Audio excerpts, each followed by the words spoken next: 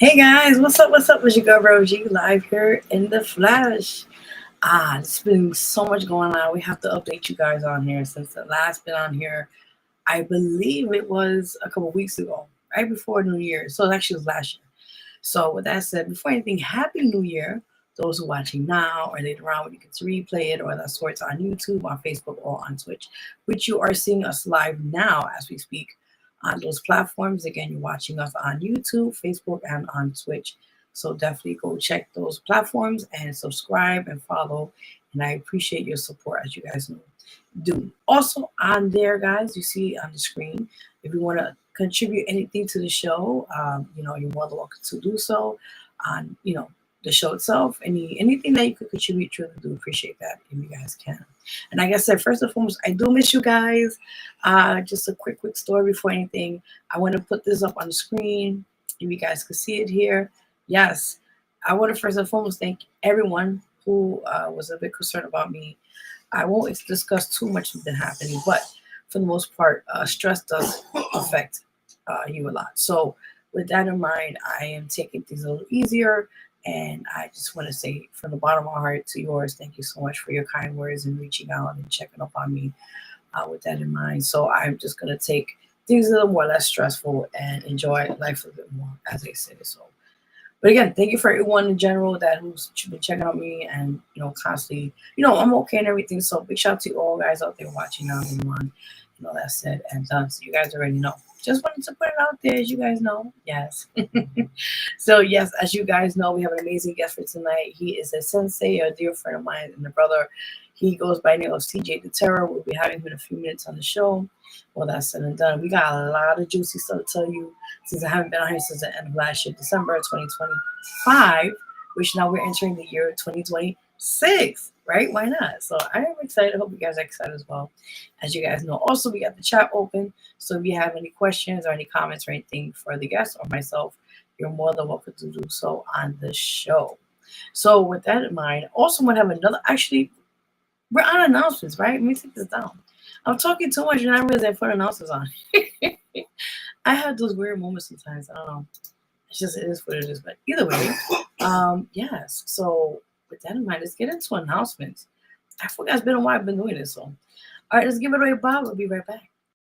Here, you're watching the Vero G Spotlight Radio Show, and it is part of the announcement segment. So definitely come check out updates and much more. Thank you, Bob. I appreciate that. Yes, you already know. So with announcements, you are first getting dibs on here on the show. I just finished wrapping up my first, for this year, 2026, I think second directed film. It's called Seasons. I've been filming since last year, 2025. And I'm officially excited to announce it here on the show live first here in the building, people. Yes, this is the movie poster itself. It's called Seasons, and it's a narrative, forgive me, short film. And I felt like, it's a great way to start the year to kind of embrace nature and kind of absorb the surroundings around us. All right. So with that in mind, it'll be actually, this will be released in a few days, February 1st. That's coming up, I think, by the Sunday or so. And yeah, like I said again, guys, if you like it, share it. It'll be on YouTube, exclusively only on YouTube for now. And share, comment, spread the word. And it's a short film, but I think this will captivate a lot what we see in general, not only in New York City, but I think in general to appreciate life a little more and also the nature of it all. So you got a first dibs here, guys. Yes, like I said, second directed film by me, moi, Vero G Productions. Yes, it will be out on this Sunday, February 1st, and I'll be sharing it and putting it up so you guys can definitely share, and I appreciate the love of that. So you guys already know. Yes, the more you know. That's right. Yes. So this is, we got announcements here as we speak. Also, like I said, prior to that, my other film, which I directed last year, it's called Our Love Story. You can definitely check that out if you guys get a chance to. It's on, for now, as well, YouTube, and less than done. So definitely go check that out, support it if you guys get a chance to. Appreciate that. Also, guys, check out the album, which is out since last year, My Anxiety, the 7th album. My Anxiety is out now on all digital platforms, so definitely go support that. If you guys haven't had to, go check it out. Appreciate the love and support. So I think that's it for announcements for now. While we wait for our guests to be here in a few minutes. Just want to say I love you guys in general. I'm truly honored and grateful to have you guys in my life in some way, shape, or form, and to know that God is good. God is good even all the time. So with that in mind, also want to update you guys on here quickly. Now, this is coexist with the main page I have on my YouTube, which is Vero G Spotlight Network. But this is coexisting with this. So it's a combination of both. You see both profiles of the same one. But, I'm trying to add more content to it, which is already out. So I was like, it made no sense. I already have it on my other page. Just, what it is. But anyway, it's the Vero G official music, but it's also on the same network on the Vero G Spotlight Network. So all the past things you see, the past videos I was in, showcases, other things of that nature, you definitely go check that out on either both YouTube channels. So you definitely support them. Also, guys, big shout out to Daylight and big shout out to Real Lyrics. Also, quick shout out. We did our first performance this year in January. It was amazing at the Kings and Queens Showcase in Long Island. We got the chance and the privilege to meet, of course, Scarlett. Come on now.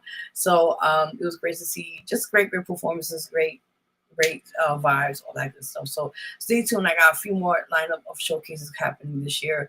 And talking about now updates real quickly, I do have a few things I'm working on music-wise. I will be working on slowly this year the 8th album called Self Love. So I'm definitely cannot wait to work on this and give it my all and give you guys. If you thought the last album, My Anxiety, was crazy, this is going to be a little more extra special for you guys. So I cannot wait. Stay tuned. I'll update you guys. I always do update you guys on all content, all that said and done. So I'm very excited with that said and done. Yay, I'm excited. All right. So with that in mind, we are going to take a quick music break. We wait for our guests to get on here. So with that in mind, I'm going to take a quick music break while we get our guests on here. And we're going to play a few tunes. Actually, one is My Anxiety. And then another one, big shout out to artist Furious Styles, featuring Real Lyrics. They did a song and also a music video. That's out now. You guys could check it out on YouTube. I believe all digital platforms and all that said and done. And let me see if I get the name here because I had it here somewhere. Oh, come on. Where is it? Sometimes when you write so many things in your phone and you're like, okay, did I just surpass it? It's like those weird moments sometimes. I don't know. All right, so it's called. Oh, I didn't write it down. Shit. Give me 1 second. Oh God. I think it's called. Yeah. Hold on. Let me make sure I get it right. 1 second. Yeah. Sometimes when you're doing so much and you're like, okay, I have to get my situation going on. I know I had it, but it's just like so much stuff going on. Yes, come on now. Give me the song and the name. How dare me? I'm like running all over the place today. Oh gosh, let me see. I know it was somebody. Yeah, hold on. I'm gonna look on YouTube. I'm looking on Google right now. Forgive me. Listen, this is what happens when you like on live and you got like so many things going on. Yeah, it's a whole lot of stuff going on there. Hold on. I spelled his name right. That's why. Ooh, sorry. But like I said, the song's out now. Okay, Nothing Y'all Can Do Now. There we go. I had it right. Okay, so I'm gonna play that exclusively here on the show right now, guys. We'll be taking a quick break before our guests come on the show, and all that said and done. So I am excited. I hope you guys are excited as well. Or all that said and done. You know how we do in the show. We always show love. We always want to give respect to everybody and just continue giving nothing but positive vibes as it is. So, excuse me, as I said, let me put exclusive here on the show right now, guys. World premiere. Song by Furious Styles featuring Real Lyrics, Nothing Y'all Can Do Now, and also we'll play a couple more tunes after that. So we'll be right back. And you're watching the Vero G Spotlight Radio Show, of course. You already know. With your girl Vero G in the building. You already know. I will be right back. Stay tuned.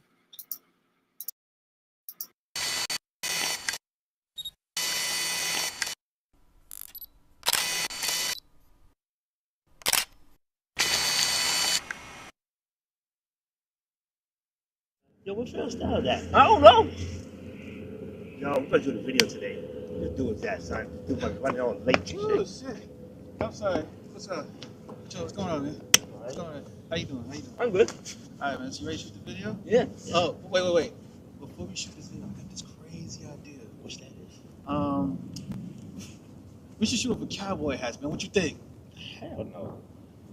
What do you mean, no? Nah, Y'all for real? I'm dead ass, son. Hell no, man. Keep Come that. on, man. You guys, come on, think about it. Nah, I don't know no cowboy video. I ain't gonna do no cowboy hat, son. You really gonna leave me like this? Yeah, I'm leaving it like that, son. You on your own. Are you for real? Yeah, you on your own. Where you going? I'm out of here. We got a video to shoot. Y'all my ride.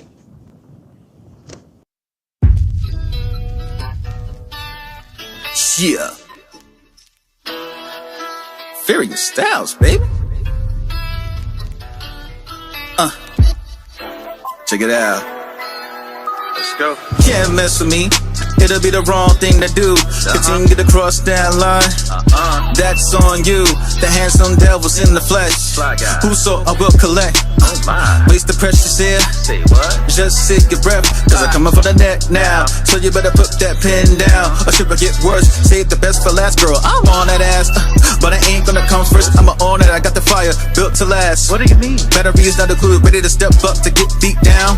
Damn. It's gonna suck when you lose. I must be up my marbles as I sit and marvel at all the things I've done, but I can't be done yet. I'm just beginning to have my fun. That's right. It's child's play, and I ain't talking about a doll that went on the killing people in the way I am, cause I'm right there. A true sight to see, visible to the naked eye. I never tell a nigga what I do. Being complacent, that ain't the way, kid.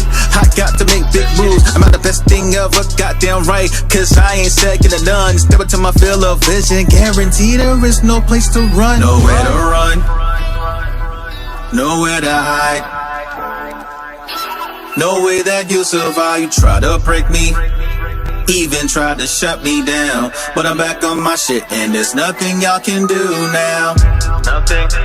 There's nothing y'all can do now. Nothing.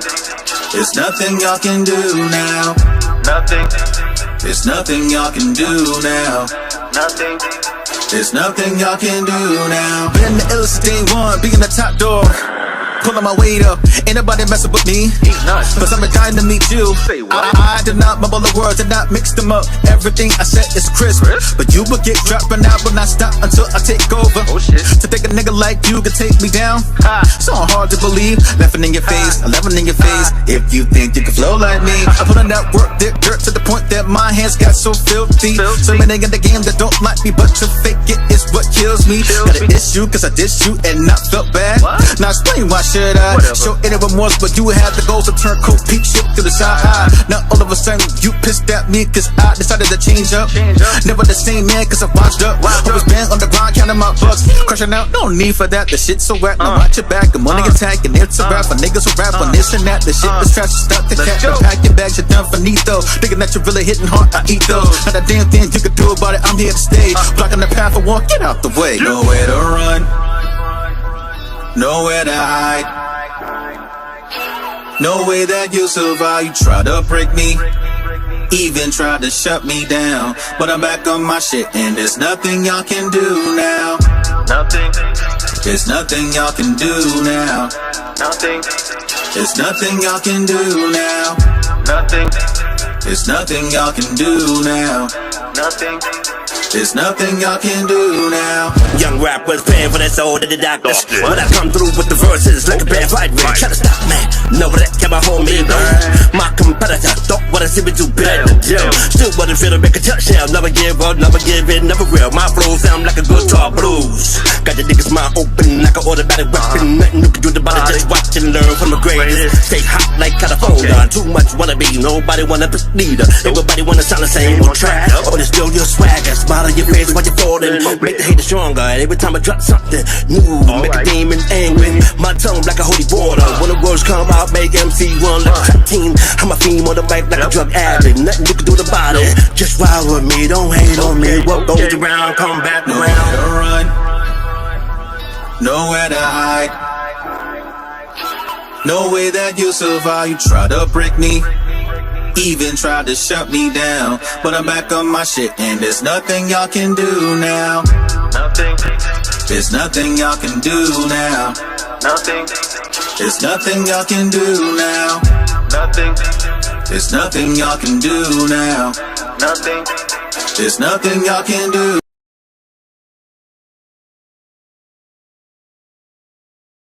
Yes, we are back. Yes. So you got an exclusive world. You know, back in the days, the worldwide exclusive. Back in the days, you know what? I don't wish it was like MTV back in the days, or somebody called it. Anyways, but with that said, big shout out to Freestyles and Real Lyrics for the song that's out now. It's been over 800 views. I think it's more than that. Congratulations to both of you guys. Again, it's called Nothing Y'all Can Do Now. We'll do another music break between that for other songs we don't play later on. So, excuse me. With that said, our guest is here. That's why you have to cut it short. So I'm excited. What's up, Real Lyrics? I see you, brother. What's up? Get out the way. Wait, what that means? Hold on. I'm just looking at your comment right now. Hold on. What's good, Vero G? I'm in tune now. Okay, that's what's up. Appreciate that. Get out the way. Laughing out. That's what I was trying. Okay, but I got the name. I got it. So appreciate that. You already know. Yes. So with that in mind, check out their videos out now. Go support. It's amazing. It's called Nothing Y'all Can Do Now. It's really, really dope. And, you know, the support is available on all platforms and all that said and done. So you guys already know. All right, with that said, we're out of music break now. We are here now on the Artist Spotlight segment of the show. You know how we do. We always interview a lot of amazing guests on here, from artists, politicians, comedians, poets. The list goes on. I know that's said and done. But I'm truly honored to have my friend here back. Actually, he's my brother. It's not a friend. He's a brother of mine. You know, I know for many, many years. And, you know, it's just great to see he's been doing a lot of great things since, you know, since we know each other back in college days now. You know what I'm saying? So, yeah. But with that further ado, I'm honored to have him in here. I go by Sensi, but he's go by Soki. So we're going to work around that. But with that in mind, I'm truly honored to have him here. He goes by the name of Soki, or Sensei, CJ the Terror. And let's welcome him here on the show. Welcome, brother. How are you?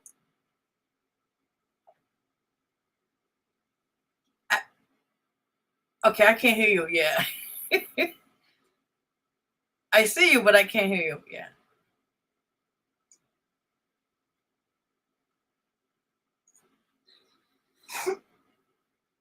Oh boy. All right, we're gonna get back on. We're gonna get back on. Just give him a few minutes to get that situated. With that in mind, so again, we are having openings right now in February. If you have any interest to be guests on here in the show, you're more than welcome to contact me and just make that happen. Okay, we're having it back on. Hold on. I got you. Let's see again. Okay, hello? Oh my God. I see you, but I can't hear you. Okay, try again.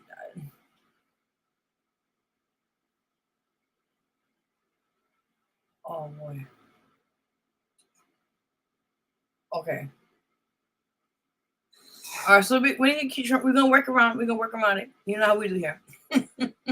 But yeah, like I said again, if you are interested to be a guest on here, you're more than welcome to contact me and have you on the show here and discuss what y'all guys are doing. You know, it's the year 2026, so I'm excited to see, you know, what we got going on. So you already know. Yes. Okay, I'm just reading what you said right now, Real Lyrics. You said that's Freestyles last verse on the song, and I found out. Oh, okay. Oh, laughing my ass off. Yes. All right. Yeah, I know you had to correct me. Sorry, forgive me now. Crazy. But yeah, like I said, you know, we are excited to just start the year right, and you know, just get the year started right. You know what I'm saying? So with that in mind, so we're just waiting for him to get back on here soon, hopefully, and discuss, because he's been doing a lot of stuff and watching him, and you know, big ups to him. Really big ups to him, what he's been doing, working on it behind the scenes, with his karate. We'll talk more about that as well, and you know, working on a lot of things for us. Hold on, let me see. All right, 1 second, guys. Okay, so as we speak, I'm trying to get things in order technically behind his end, but we're gonna try to make it happen.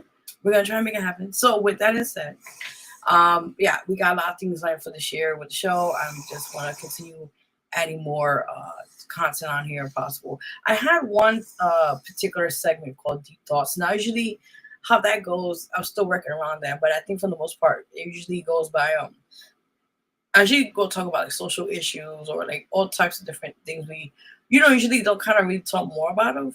So this is the part when I engage you guys, you know, your feedback and input on that. And, you know, just, you know, kind of get into it with the topics we talk here.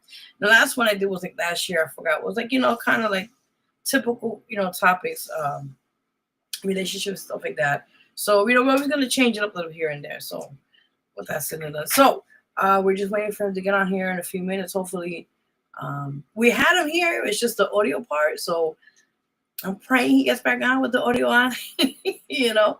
Yeah, we're just trying to work around that right now. So, as you guys can see. Yeah, like I said, we just got a lot of things going on right now, and yeah, I'm excited. I'm excited, and I'll update you guys more on the other things I'm working on. Also, another announcement on here while we wait for the guests. We got March issue available. February has been behind, but February issue is gonna be soon out, and also March. I'm waiting for if anyone wants to be on that one. Let me know. All right, so we're trying to get him back on here. Let's try see if he's on. Okay, hello. Okay, I see a logo.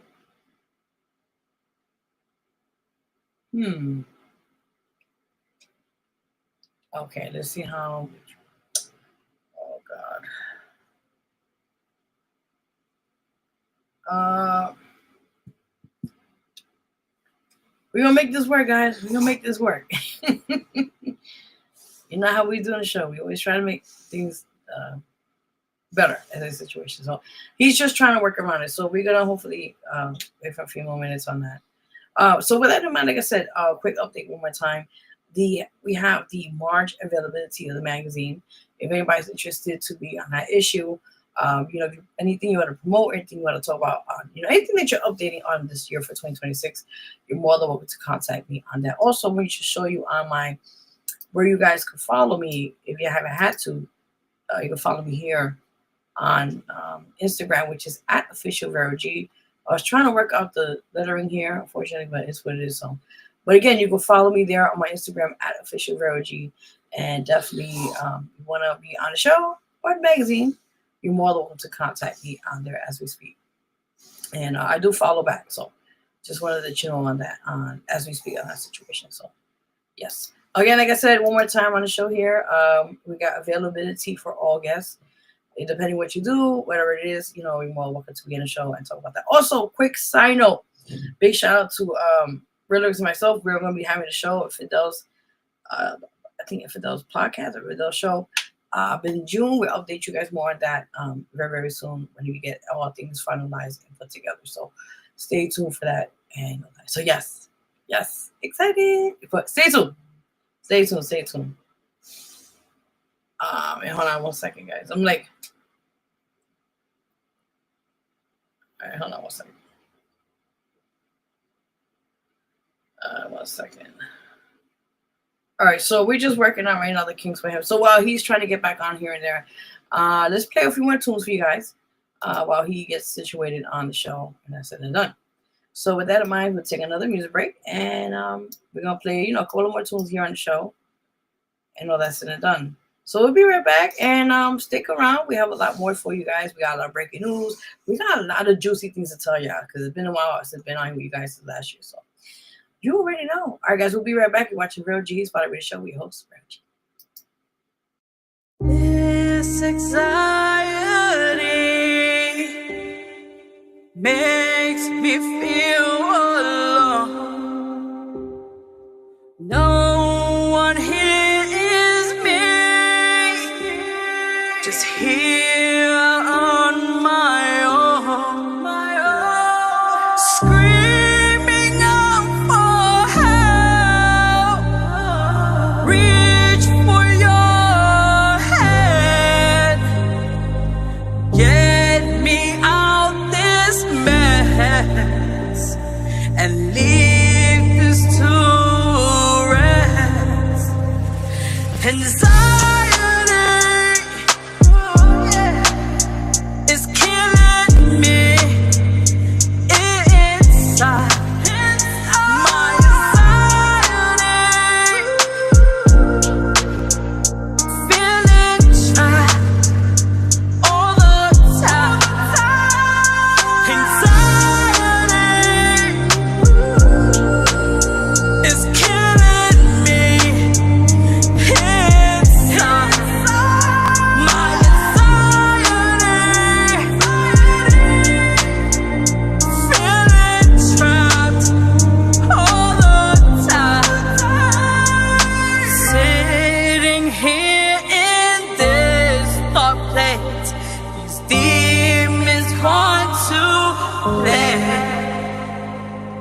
Facing fear and racing thoughts, these mind games are here to stay. Anxiety is killing me inside. My anxiety, feeling trapped all the time. Anxiety is killing me inside. My anxiety, feeling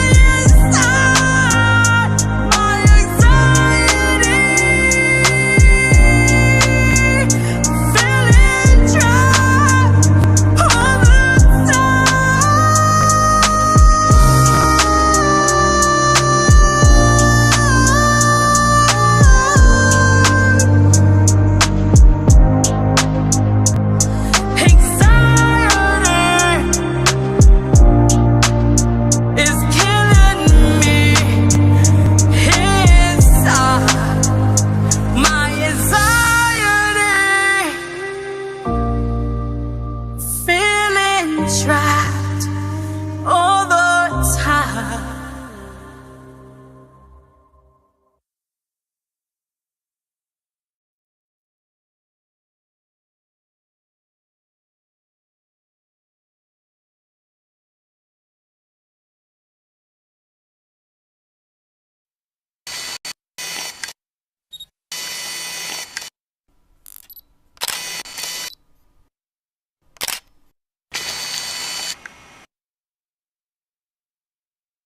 Yo, what's your style that? I don't know. Yo, we're gonna do the video today. Just do it that, son. Do my running on late Oh, shit. shit. Outside. What's up? Joe, what's going on, man? What's going on? How you doing? I'm good. All right, man. So you ready to shoot the video? Yeah. Oh, wait. Before we shoot this video, I got this crazy idea. What's that is? We should shoot it for cowboy hats, man. What you think? Hell no. What do you mean, no? Wow. Y'all for real? I'm dead ass, son. Hell no, man. Keep Come that. on, man. You guys, come on. Think about it. Nah, I don't want no cowboy video. I ain't gonna do no cowboy hat, son. You really gonna leave me like this? Yeah, I'm leaving it like that, son. You on your own. Are you for real? Yeah, I'm doing your own. Where you going? I'm out of here. We got a video to shoot. Y'all my ride.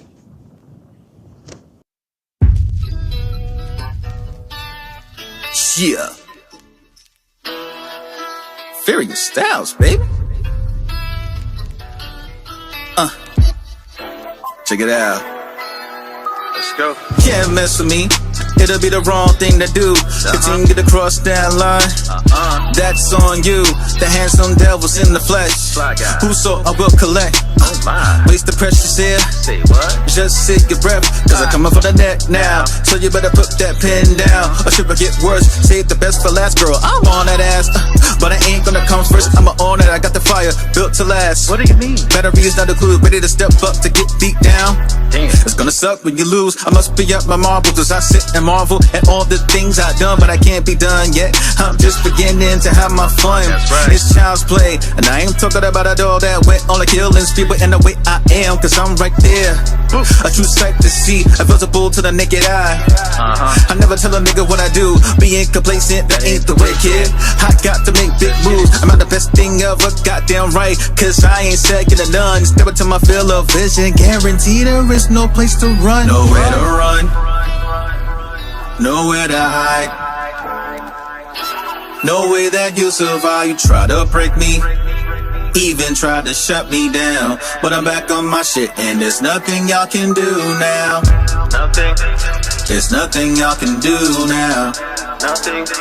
There's nothing y'all can do now. Nothing. There's nothing y'all can do now. Nothing. There's nothing y'all can do now. Been the illest day one, being the top dog. pulling my weight up. Ain't nobody messing with me. He's nuts. Cause I'm dying to meet you. Say what? I did not mumble the words, did not mix them up. Everything I said is crisp. But you will get dropped and I will not stop until I take over. Oh shit. To think a nigga like you can take me down. So hard to believe. Laughing in your face, 11 in your face. If you think you can flow like me, I put on that work, dirt to the point that my hands got so filthy. So many in the game that don't like me, but to fake it is what kills me. Got an issue cause I dissed you and not felt bad. Now explain why should I show any remorse, but you had the goals to turn cold peak shit to the side. Now all of a sudden you pissed at me cause I decided to change up. Never the same man cause I washed up. Always been on the grind counting my bucks. Crushing out, no need for that, the shit's so whack. Now watch your back, the money attack and it's a rap. For niggas who rap on this and that, the shit is trash. Stop the cat, pack your bags, you're done finito. Thinking that you're really hitting hard, I eat those. Not a damn thing you can do about it, I'm here to stay. Blocking the path for walk, get out the way. Nowhere to run, nowhere to hide. No way that you survive. You try to break me, even try to shut me down. But I'm back on my shit and there's nothing y'all can do now. Nothing. There's nothing y'all can do now. Nothing. There's nothing y'all can do now. Nothing. There's nothing y'all can do now. Nothing. There's nothing y'all can do now. Young rappers paying for their soul to the doctors. When I come through with the verses like a bad fight ring, try to stop me. Know that can my homie know. My competitor don't wanna see me do bad in the gym. Still wanna feel to make a touchdown. Never give up, never give in, never real. My flow sound like a guitar blues. Got your niggas mind open like an automatic weapon. Nothing you can do about it, just watch and learn from the greatest. Stay hot like California. Too much wanna be, nobody wanna be leader. Everybody wanna sound the same on track. But it's still your swagger. Smile on your face while you're falling. Make the haters stronger. And every time I drop something new, make a demon angry. My tongue like a holy water. When the words come out, make MC run like a trap team. I'm a fiend on the mic like a drug addict. Nothing you can do about it. Just ride with me, don't hate on me. What goes around, come back Nowhere around. to run, nowhere to hide. No way that you survive. You try to break me, even try to shut me down. But I'm back on my shit and there's nothing y'all can do now. Nothing. There's nothing y'all can do now. Nothing. There's nothing y'all can do now. Nothing. There's nothing y'all can do now. Nothing. There's nothing y'all can do now.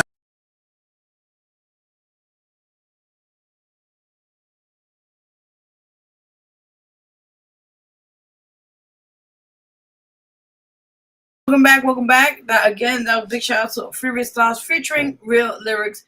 Y'all can't do what? God damn it, me get the name right. You just said it too. It's like my mind's like today all over the place. Again, it's called Nothing Y'all Could Do Now. Check them out. It's on all platforms. Big shout out to them and know what they're doing. So we're trying to get we just had him now. He's gone. Oh man. Where did he go? Well, we wait a few minutes. Let's see. Oh, really? He said, okay, hold on. Yes, stay tuned for that. Me and Vero G podcast coming in June. Yes, I'm excited. I we're gonna be killing that. So stay tuned. You already know. Yes. I love this song. I always talk about my anxiety. Okay. The vocals and production are on point. Thank you so much. Appreciate that. Don't mind the background noise, guys. That I cannot fix. But thank you. I appreciate it. Oh God, you can't make this shit up. You cannot. All right, so hopefully, I thought I just saw him on here. Like, where did he go?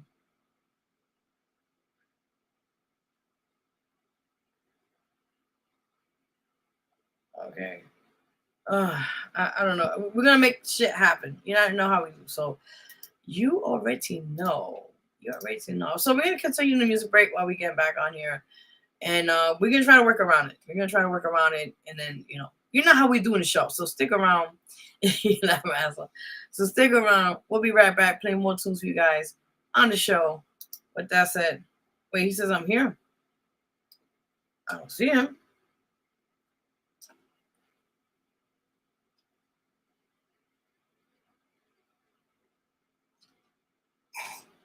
Oh man. Oh, this is getting great. Oh Lordy. As they say, we're gonna make shit happen. We okay, hold on. Hold on, give me 1 second, guys. Hold on. I think I see you. Hold on. Hello? Okay, I see you.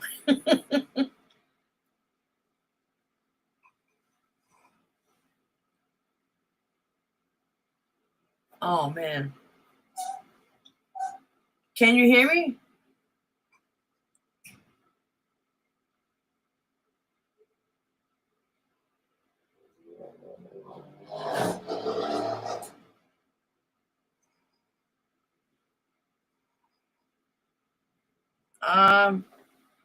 Well, we're trying to work it out, guys. We're trying to work out the details here. We're going to try to make it happen. Just trying to see right now.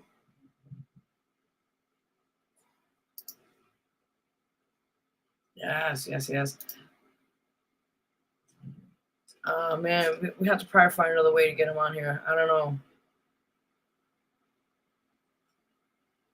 Oh, boy.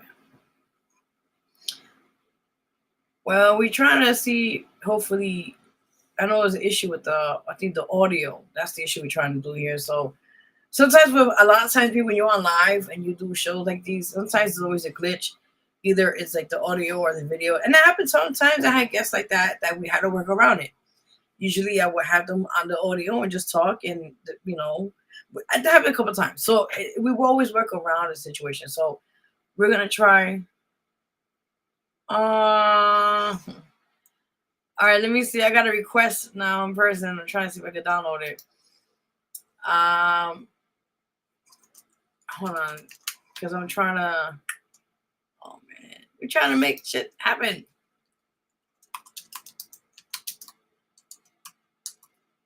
Let's see if we can do this.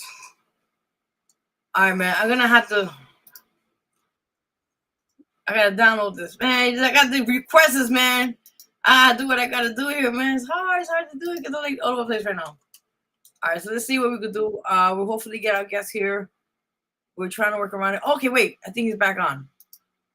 Okay, hold on. I got your real lyrics. I'll play that in the music break. Hey, you there? Hello? Wait, how many people there? Oh shit. How many? Hello?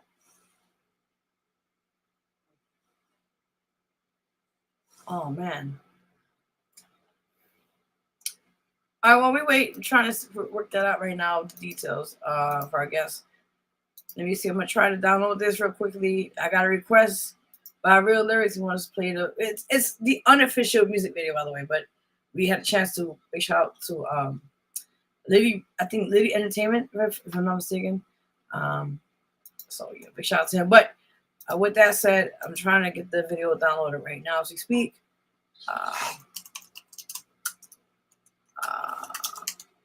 Let's see. All right, is he back on? Oh man. All right, we're gonna take another break, guys. We're trying to work out the kinks right now with him to have him on the show. So with that in mind, we'll take a quick music break on here. Oh man.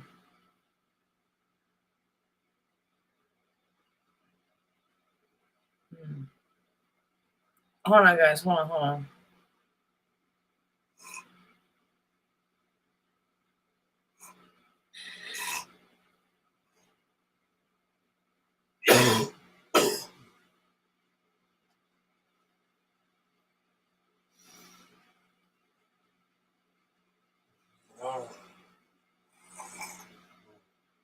Okay, we're gonna work around it. Now we have to probably reschedule him because I don't know what's going on. But with that in mind, like I said, we're gonna play music right now, 15 minutes, you guys on here in music break, and just bear with it. Now we're gonna go into the next segment of the show until hopefully he gets back on here tonight before we close out. So we're just gonna work around it. So with that in mind, we are back on music break mode, and we are going to play a few more tunes, and I'm gonna try to get that free lyrics. So me just download it if I can. With that in mind. So with that in mind, we're gonna play one more tune for you guys on here. And again, you're watching Vero G Spotlight Radio Show with Vero G, and we'll be right back.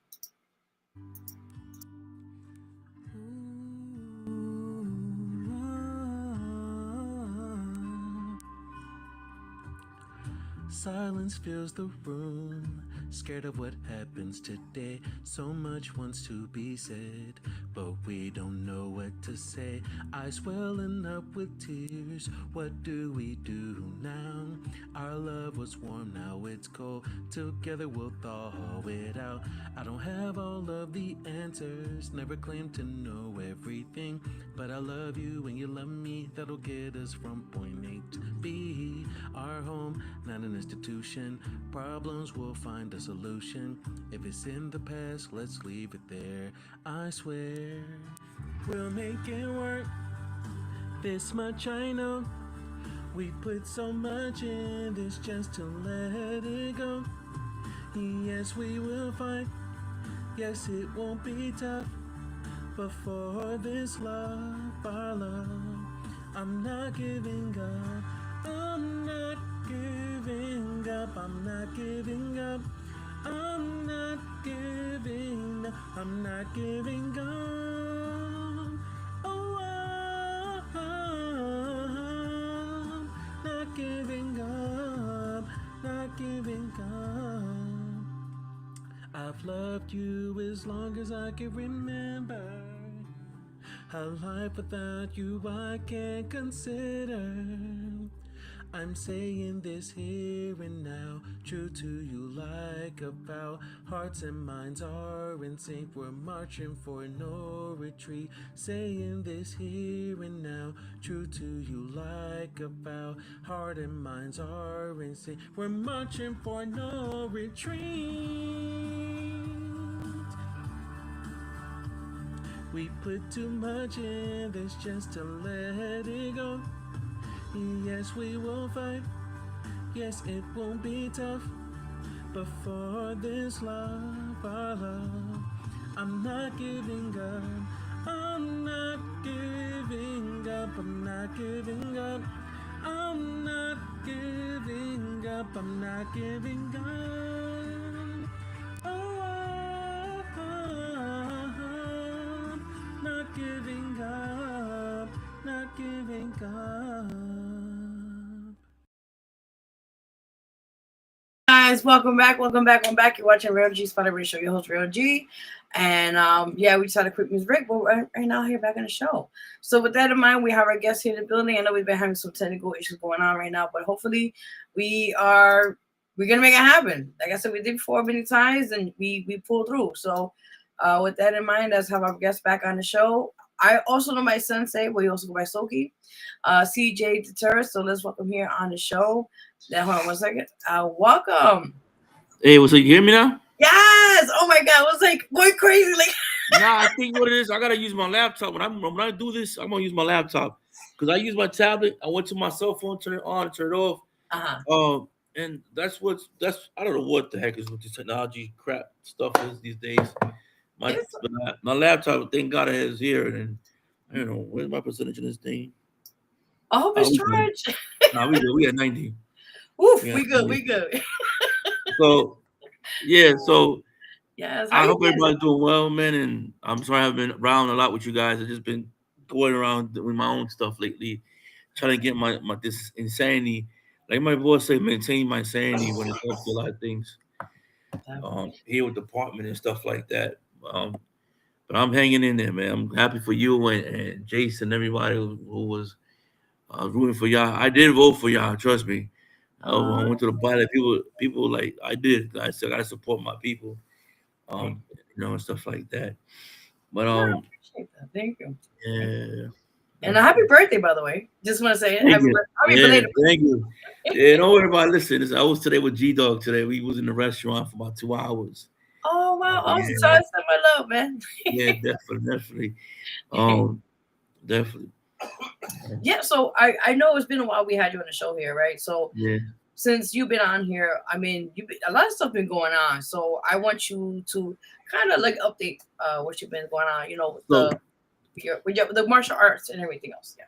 So basically, I've been working on my first of all, I've been trying to get this apartment established. First of all, I was going through a lot of financial stuff, but I'm working on a lot of things on my personal stuff. But I just finished writing the syllabus for the Krav Maga that I do. Nice. So that is officially done. Last 2 years ago, I did the syllabus for the karate, and then for this, I wrote something up, and this is what I wrote up. This is basically the founder's statement of Kaizen Do Jitsu, also for the Krav Maga organization I'm running. Basically, it says the philosophy of the shield and the sword by Soki C.J. Rivera, also known as the PhD.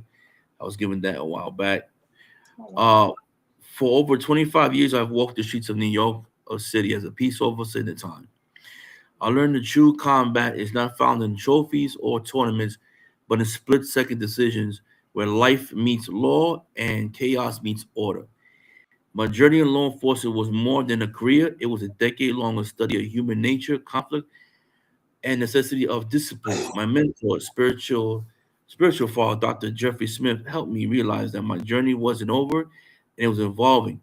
Guiding me by his wisdom, I took the badge of peace officer, forged the mindset of the martial art. Kaizen Do Jitsu was born from the evolution. Kaizen Do Jitsu and the Krav Maga was born out of the evolution. The name represents my core belief. I'm talking about Kaizen and my organization. The core belief of continuous improvement, which is Kaizen, through the way of the warrior, and Jiu-Jitsu is the way of the warrior. Our family is built on principles of empty cup. Whether I was training in Krav Maga, Okinawan Kempo, American Goju, or Kali, or Brazilian Jiu-Jitsu and Krav Maga, I remained the student first at Kaizen Do Jiu-Jitsu. We do not just teach techniques. We do not just teach techniques. We teach the resilience and redefine oneself. The courage to protect the peace and the wisdom to never stop growing. I found this family to be essential for those seeking more than just a belt.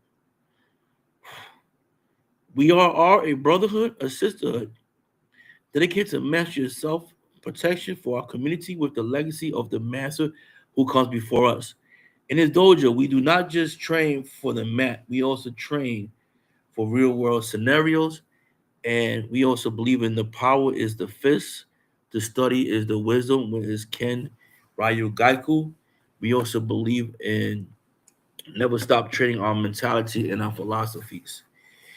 And that's is just basically the statement from what I have besides my bio. And um, the uniform I'm wearing today is called the On Ko Chi Shin, roughly translates as the study of the old and understanding the new.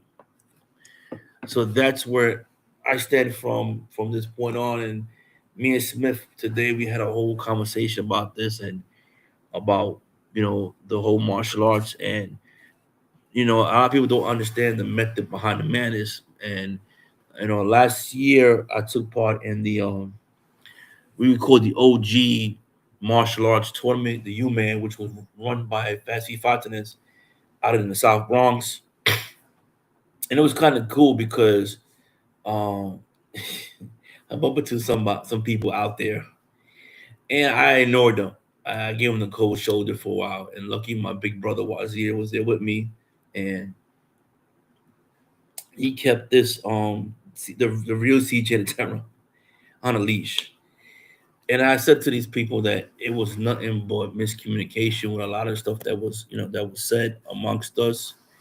They were saying, "Oh yeah, we worked hard for what we got," and I said, "Well, in the opening statement, I put 25 years in peace officer, almost 18 with my department, and I put the same hard work as everybody else did. I was hoping to go to Atlantic City this weekend, but once I started hearing about this crazy storm, I was like, I am not going. I already was in Atlantic City about 2 years ago, 3 years ago. I got caught out there in the blizzard. We got it was me, A Train, which is my grandmaster Wazir, and a bunch of us in a hotel. We got caught in the winter storm, and I heard about the winter storm, and I said I was gonna go up there and compete. Um, but getting back to you, man, I seen a bunch. I thought the beef was squash or whatever, but I guess martial art beef doesn't squash because someone in Florida wanted to recognize me here in New York as a Soki, and that started the father again coming at me.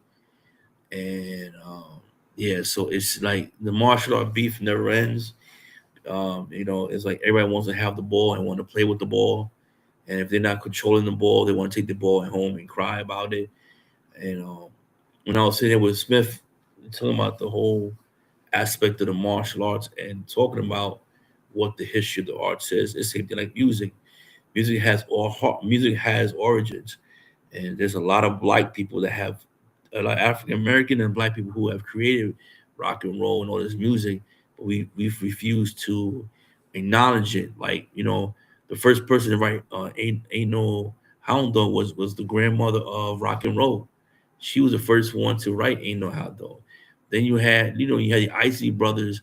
They wrote tons of Lionel Richie, Little Richie had a lot of people that don't know about that was with him in his group. You had James Brown was there with him. You had a lot of those. So it's a lot involved with the history and the history of music and the history of everything.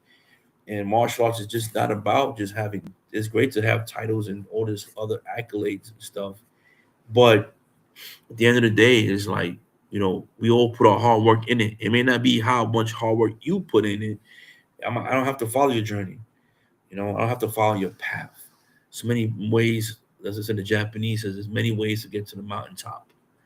Same thing in music. You could be an independent artist and still be out there making money and not worried about what other people have done. You could pave your own way, your own uh, history, basically. And that's why I teach my daughter. I said, my daughter, so what? You're weird. So what? You don't follow the crowd. Or do what you makes you happy.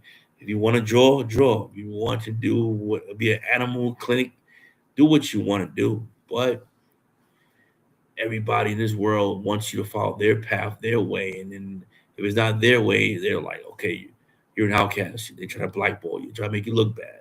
You know. I so agree on what you're just saying right now, because a lot of times, when, like you said, we all can relate to what you mentioned a few minutes ago, and being bullied, let's say that's cyberbullying, or being in school when you were a kid, going through those situations at hand. Like a lot of times, we look back as an adult, like how did I handle it as a kid, or how did I handle it during now? They call it now peer pressure, and it still exists, but now with social media, it's worse. Especially with the kids. I mean, that's a toughie with that one. And the thing is that people understand that now social bullying on social media is a crime. Yeah. It's a crime. And then like I said, I had a conversation with Danny Bone, and we was talking about a recent incident with a woman that got attacked with a purse or whatever. And we was having a whole conversation about the mental health and the addiction and all this. And I said to people all the time, so when I teach my self defense, I'm not teaching you the most complex martial art technique, or I'm gonna teach you something to get out of dodge. And what the woman did, she got out of dodge, she got out of the way. Yeah, she got ended up getting sued by the perpetrator. He sued her because he lost his eye, but you got to go to court. You go to court, you hear your case, and if you did everything right, and the cameras show that you defended yourself and you ran off instead of beating him to a pulp, basically, you get off right. You get off okay. But that's where it is in a nutshell, man. Like that's where I'm at right now. Right now, it's like, I took some time off from teaching my daughter because she wanted to play softball. So who's gonna teach her how to play softball? The father, because I'm like a Ginsu knife. I'm like one of those Swiss Army knives. I figured something. I played baseball, played a little bit of softball. So in my heyday, and so it was a pleasure to be by her side. And I told my daughter I was there not just because with the coach, but she didn't understand that it was meant to buy my manners. You are out in the streets of the South Bronx where you don't know squat dilios of what goes on in the South Bronx. I know some of these neighborhoods more than some people. Some people say they hung out in the South Bronx in the martial art world, and I'm like, where were you at? I didn't see you somewhere in Hunts Point, Seneca, and Garrison, all these places. I want to know where you was hanging out. I want to know where these what it was saying, there was in these basement fights and stuff. I wish I would have known that. I would love to see these Hunts Point brawls in the basements of these abandoned buildings back in the days. But I never heard of it. Never heard of it. I used to run around the Bronx a lot.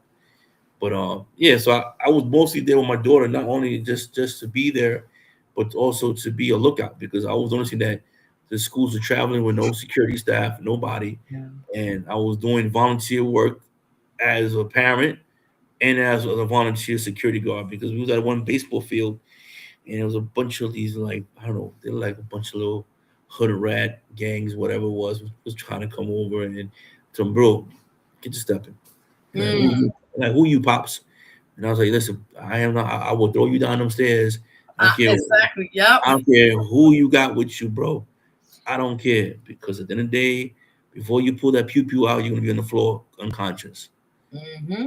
And then And after you, I whoop, and after I whoop you, I'm gonna whoop your other friends. But and by the time I whoop their butt, they weren't gonna even want to get involved in it. So it was in this particular playground, this particular baseball field. I didn't really like and very sketchy. I was playing softball in a lot of sketchy neighborhoods. Um, mm, it was at one park was called Starlight Baseball Field, okay. and I know that area so well that I was like, oh my god, should I bring my Not, exactly. should I Not a bring, good spot. should I bring my off duty bulletproof vest with me, look like 50 Cent, or should I just go regular? But that's how I felt. And then like a couple of weeks later, Mhm. somebody got shot over there. Like a bunch of kids got shot. Like, yeah. A couple of weeks later, somebody got shot in that park. And I was like, God was on our side. But I always say this, like I know I always say it all the time. My daughters always say, hey dad, you sleep on the train, dad, you do this. Like, but I know how to pay attention to my surroundings, situation awareness and stuff. And that's why I was teaching with when I was with Gonzalo a lot. I'm gonna try to meet up with him and get back in doing some more women self defense with Gonzalo and stuff, and get back to doing some free stuff. It was kind of cool doing that with him. You know, giving back. I see people down, people doing these women's self defenses and other courses, and I'm like, yeah, that's like that's cool, but I don't need to be putting things out in the public to get gratification. I'd rather be in secret, like the bootleg ninjas.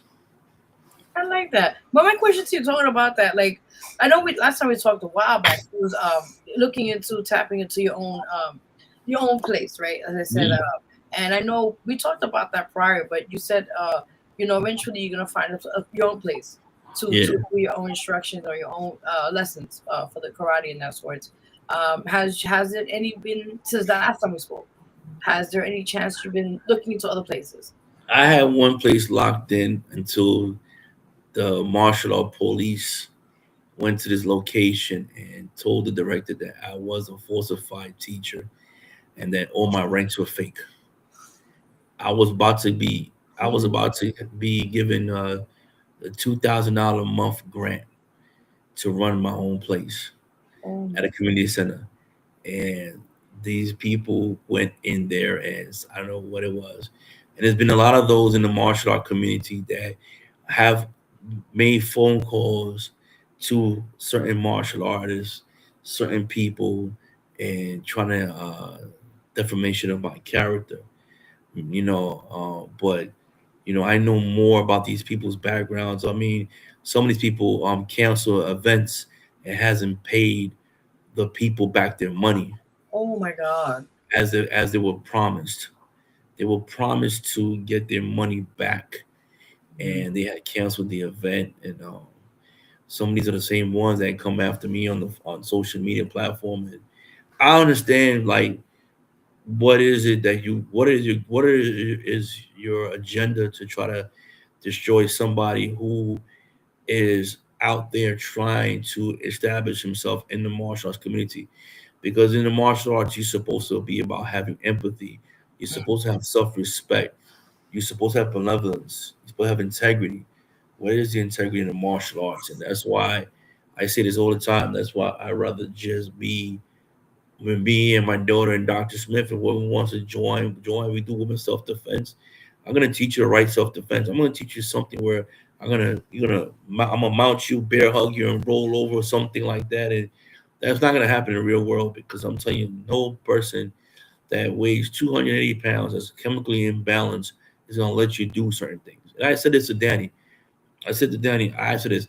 I would love for a martial arts school for me to let me come in their school and act buck wild the way that I want to act. And I want to see how your self defense really works in some type of situation. Now, we're not talking about me just going like, ha! No, we talking about, okay, I'm going to sit in the corner like I'm CM Punk. I'm going to sit right there and be like, oh, look at the pretty flowers. How you doing today? I'm going to act like one of those because that's what it is. I've been dealing with this for a long time. I've been dealing with it a long time. I had dealt with it last night. So you know what I'm saying? I had dealt with it last night. And we had, we used as much on much force that was sufficient enough not to hurt the person, to get you help. And we actually got him in our own personal vehicle and got them on the merry way back to the hospital. But we there to help you get you in your way. But we I've said it before, since we de-institutionalized the psychiatric program since the late 80s, we've been having a mental health crisis. America been having a mental health crisis, and people don't understand it. It's a mental health crisis. We have a drug addiction crisis going on. Now we also have uh, loose cannon running around, with what's going on in the world today. And I will say it back, and I said it before. You're gonna go after these people, go after them. But it's like, why go after them? I know the reason why. It's just I want to ask two questions, and maybe it's a two part question. First one is, you just mentioned a few minutes ago about, I know you work in security, you work with, as being officer as well, and I want to first thank you for your service and what you do for the community. Part to that, my question too was, how do you feel about the public safety? We're not really crucial right now, as you just mentioned a few minutes ago, talking about mental health, talking about how people are being still pushing train tracks. People are not even scared still, as we speak, are still scared to take even a bus now. It's gotten to a point where women out there, women are vulnerable. The majority, not all, but it is because I was coming home today, and this lady just parked the car right in the middle of right in the road, blocking traffic to go get her kid in school. I'm like, ma'am, now, can you just what's up with this? I'm trying to get a cab to go home. And then she goes, "You shut the F up," and went to a trunk of the car to pick up a tie rod. And she wanted it. I said, "Well, lady, listen, man. I'm not fighting no woman, bro. I'm gonna back up and give you your distance. Because as soon as you swing that thing, I am gonna take it, and I'm gonna probably have to handcuff you and put you in handcuffs." What? I said, "Yeah, I don't have the fuzzy ones. I have the real ones in my back pocket." So like, I just like, that's what we deal with. You have to be careful with the mental health. Like, you can't. I was on the train with my mom and my daughter the other day, and my daughter was like, "Dad, you don't smell that?" I said, "I don't smell nothing." I said, "We want to move down the train car, move down the train car." But I smell nothing. I can mind the person, and that's it. If you see someone in the train that is homeless, or or is talking to themselves, you feel comfortable, move to the next train car. But don't let your guard go down. That's the thing we have to understand. We got into a society where I've saying this, and I said this on one of my podcasts, that we got to, like we do this. Our phones are here, like it's glued to our eyes, and it's like we're not paying attention to what's going on in our surroundings. You know, it's we have forgotten situation awareness. We are more focused like that. It's kind of funny when we look when Verizon, the bootleg company, I call them, expensive bootleg company. Everybody was doing one of these because they were trying to find signal on their phone.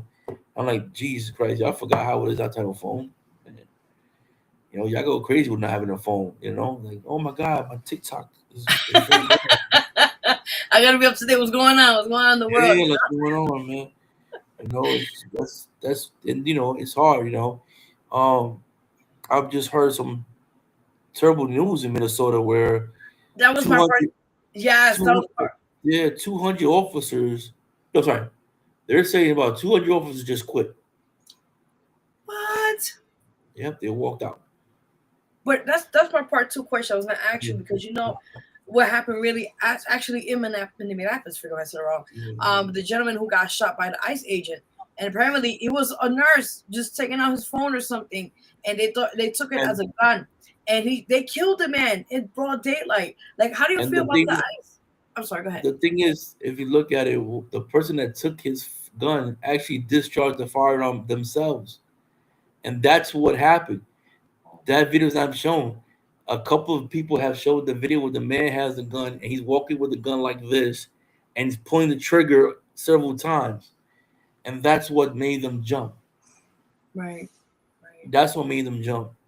Well, But the thing is, like this, if not to say nothing wrong, I think somebody said on CNN recently, what these people are experiencing, we've been experiencing as Hispanics and blacks for over 420 years or so. And I'm not trying to say nothing, eye for an eye, tooth for tooth, nothing like that. But I just sit back and I'm like, We've been experiencing that for years and years and years. It's just sad what happened to this individual. It's sad what happened to the other lady in the car. That was Um, crazy.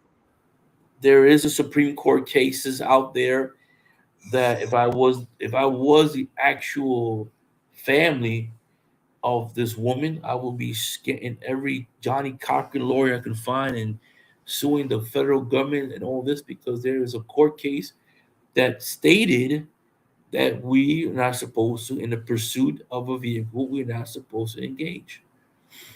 Whether we're federal, state, local, or whatever, municipality, peace officer, whatever it is, we're not to engage in when a vehicle is in the pursuit.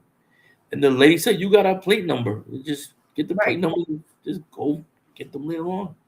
But But I you, heard that I'm the sorry. individual has some PTSD moment because allegedly he got dragged down a block a couple of years ago, got 30 stitches in his head. So you got to understand that too as officers as well. You know, what we go through a lot of high stress situations, and sometimes we make the bad judgment call, and sometimes we don't make the bad judgment call. But some of us, we have to understand that it's hard. Wearing the badge is one of the most difficult things in the world, and some people tell me, "Well, you're just a glorified security guard because you're not out in the streets." I said, "I was on the streets at one point when I was auxiliary, and I had no gun, and I was doing undercover work without no gun. So, and why the gun don't mean nothing. A gun really doesn't mean anything. A gun is just for almost a million years, whatever it was, England never had firearms. Now the bobbies that carry guns because people are bringing illegal guns into England for the first time. So now you got the bobbies that never carried a gun before are carrying burners now because why? Now the gun is now guns are easily accessible with 3D printers and other criminal elements in the world.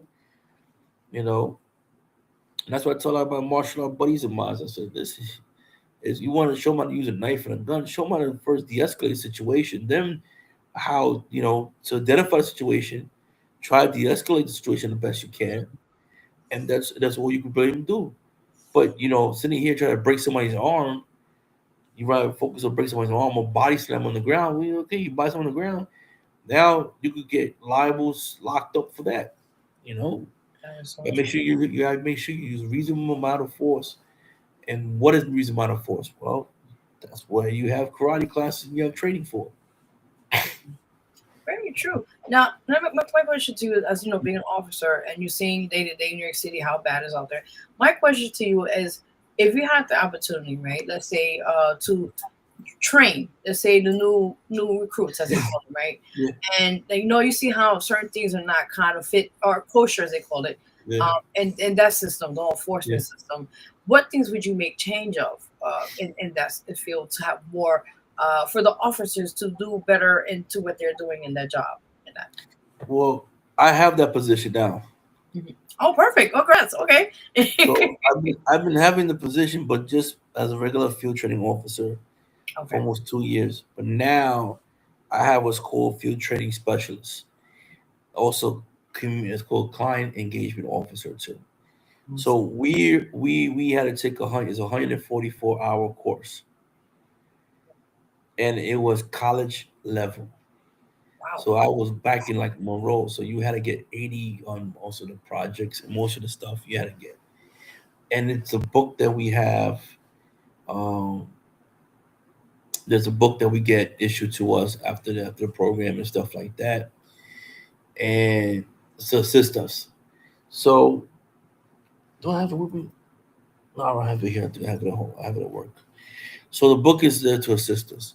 So what it is, we are here to now train officers in what we should have been doing from the get go. And what we're talking about is constitutional law.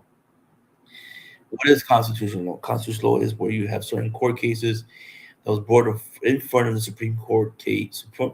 New tongue. It was brought into the Supreme Court because they thought that the officers did their due diligence were incorrect, or they was felt like they was unjustifiable, and the Supreme Court ruled cases now. That's kind of cases coming out now. Where now, if I'm an officer and I train you on if I'm an academy officer and I train you on a specific tactic, and you go against the tactic, and you say I wasn't trained in a tactic, and that's why everything is documented now more than ever. And kudos to my academy because everything is documented, and I mean everything is black and white, where it's folders and backup discs or whatever it is, CD-ROMs or whatever it is, hard drives, or it's somewhere around there. So that's where we at right now. And you look at both Minnesota and all this place, they was really, really, really, really um, they lost a lot of officers because of the way they were trying to implement the new training. Now, with what's going on is like we don't want this because we these guys are getting burnt out because they're getting calls because ICE is this, ICE is here, everywhere is ICE, and it's like, geez, like it's sad, like I think there was a video a while back that someone did, and it was not trying to make fun of the video or trying to bring light, but somebody was like, they said that Ice is like freaking what's his name, Ash Ketchum from Pokemon. Like they're out there trying to catch different people out there, and they doing whatever they want to do, and it's sad because I'm not trying to I know there's certain ICE officers out there that are trying to do their job, and then you have some that are in this core group that think that you had one, their leader was walking around like he was the great I am, what I'm saying, which was kind of sad. We have to treat everybody humanely, no matter what. If we federal, state, whatever, they're in our custody. We have to treat them right, you know.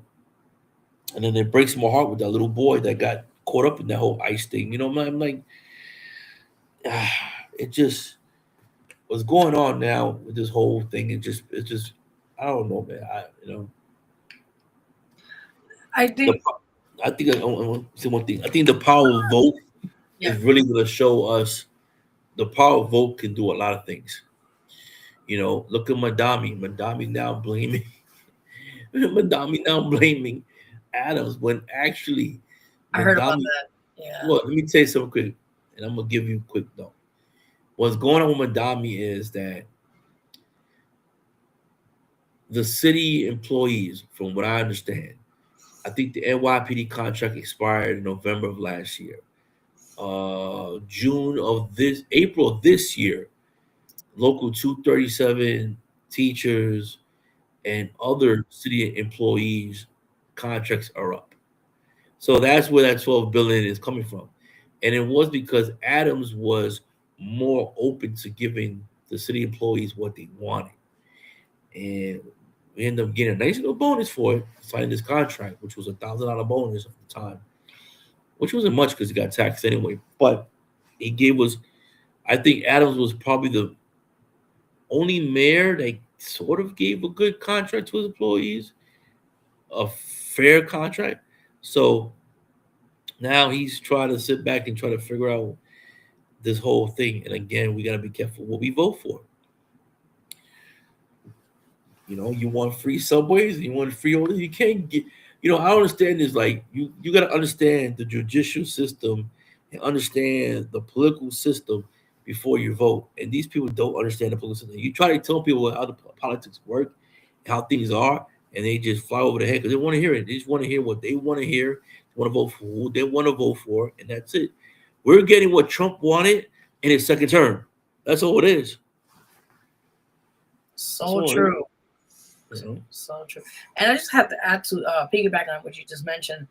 As those who don't know what's going on with Dami, like you said a few minutes ago with the bill, is this basically he wants less officers in the street, officers in the trains and that because he's trying to cut back. And it's unfortunate because we need more of anything officers in the area, especially in New York City. It's it's not that safe as it is. And if you cut back a lot of these as they say, funding to the officer out there, I mean, first of all, they have to eat.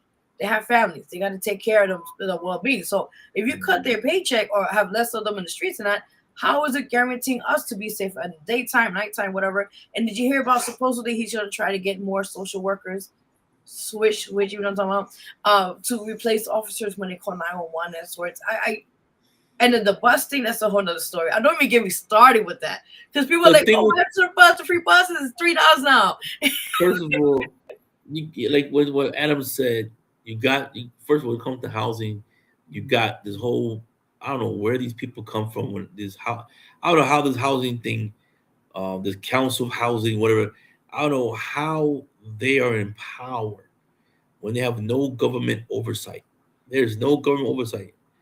Who gives them the government oversight? I've been trying to figure this out.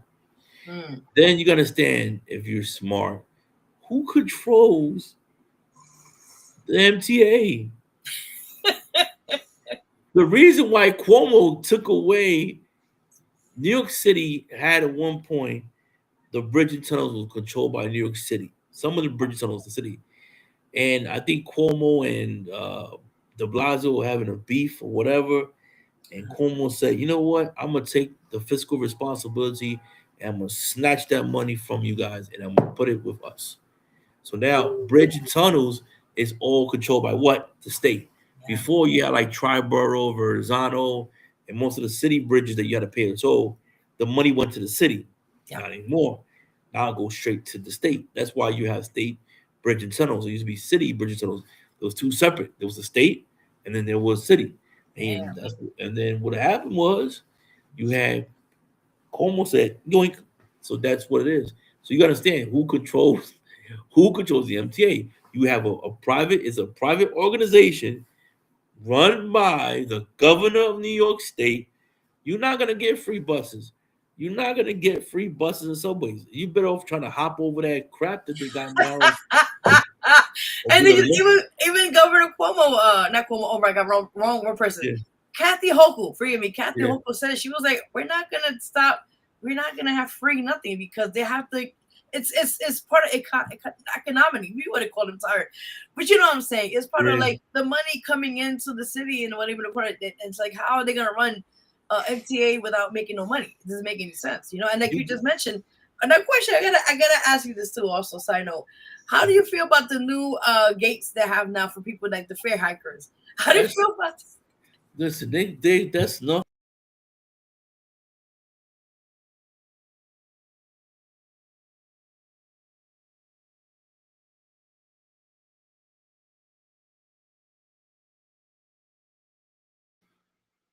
Are you back? Is he there? Oh no, over there. You froze. I was like, I didn't freeze. I was like, what is going on? Oh no. It was getting good, the conversation. Oh God. We're trying to get back on if you're not frozen. Oh God.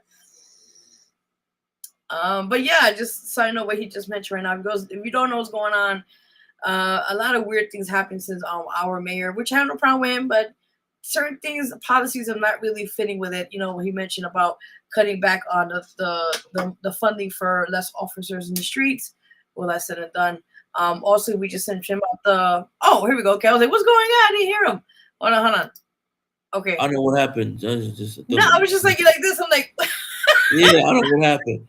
But so yeah, getting back to what I was saying, I'm like, I don't like I said, like, oh, the fare hikers, yeah. Yeah, I don't understand what that is, man. They're gonna find ways to beat the system, man. Yeah, like I saw one guy, no lie to you, CJ. I saw a guy, you know the new gates that it closes?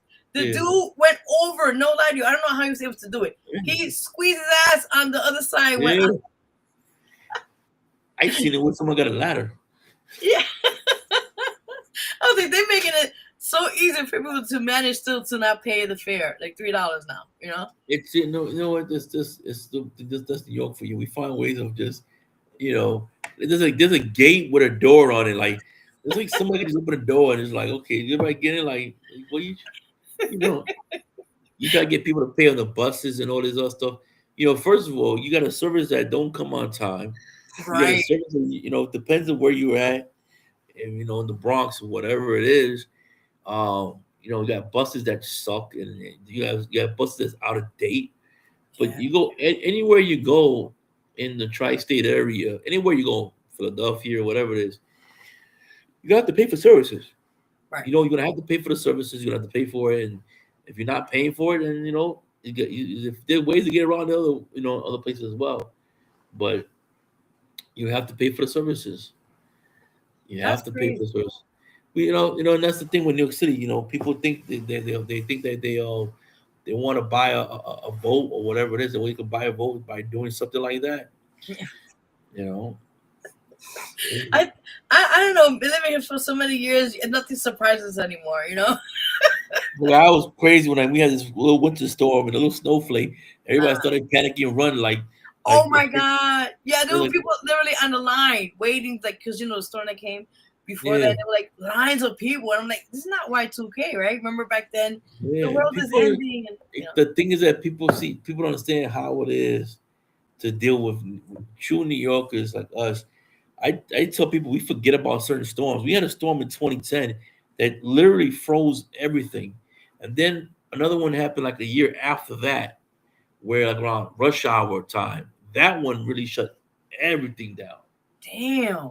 That was like around Wow. three. I think I was leaving work around 4 in the afternoon, and like literally, like we was just trying to get from like off the Triborough Bridge to get to Okay. 125th, and it took like almost 30 minutes to get over there because everything Oh, was like frozen. And that was during the time of De Blasio. okay. Yeah. So Bloomberg had like two storms, and he didn't care. Of course. He didn't care. And then That's this guy nothing. Madami out there, like, I'm gonna go shovel snow. Like, okay. I saw that. I was like, and then he said his back went out afterwards. Like, Dude, like hey, it is what it is. listen, you trying to show off, man. And you doing it in Brooklyn. Come to the Bronx. There's a lot of hills up there. Let's see. We got some neighborhoods that are still looking bad, like some parts of the Bronx. Yeah. There's some parts even during the storm, because we had to travel in the storm in our Wow. vehicle to go down to the courthouse, and we was trying to get on a Deegan, and it's on Van Cortlandt Park on like 237th Street, I think it was, and half the road was still not plowed, and getting No. on the highway causes getting stuck on the highway. So the highways in the Bronx, and then you go by 161, you think about it. Oh yeah, it's gonna be nice and plowed. Yankee Stadium is right next to you. You got the sanitation truck getting stuck.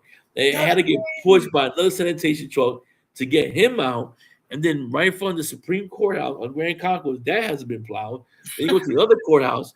I'm like, yo, this is done. This is what I said. The Bronx is like we the forgotten borough. Like now, gentrification hitting late now. That's crazy. Yeah. It's like I tell people all the time, man. It's like we are the stepchild of New York.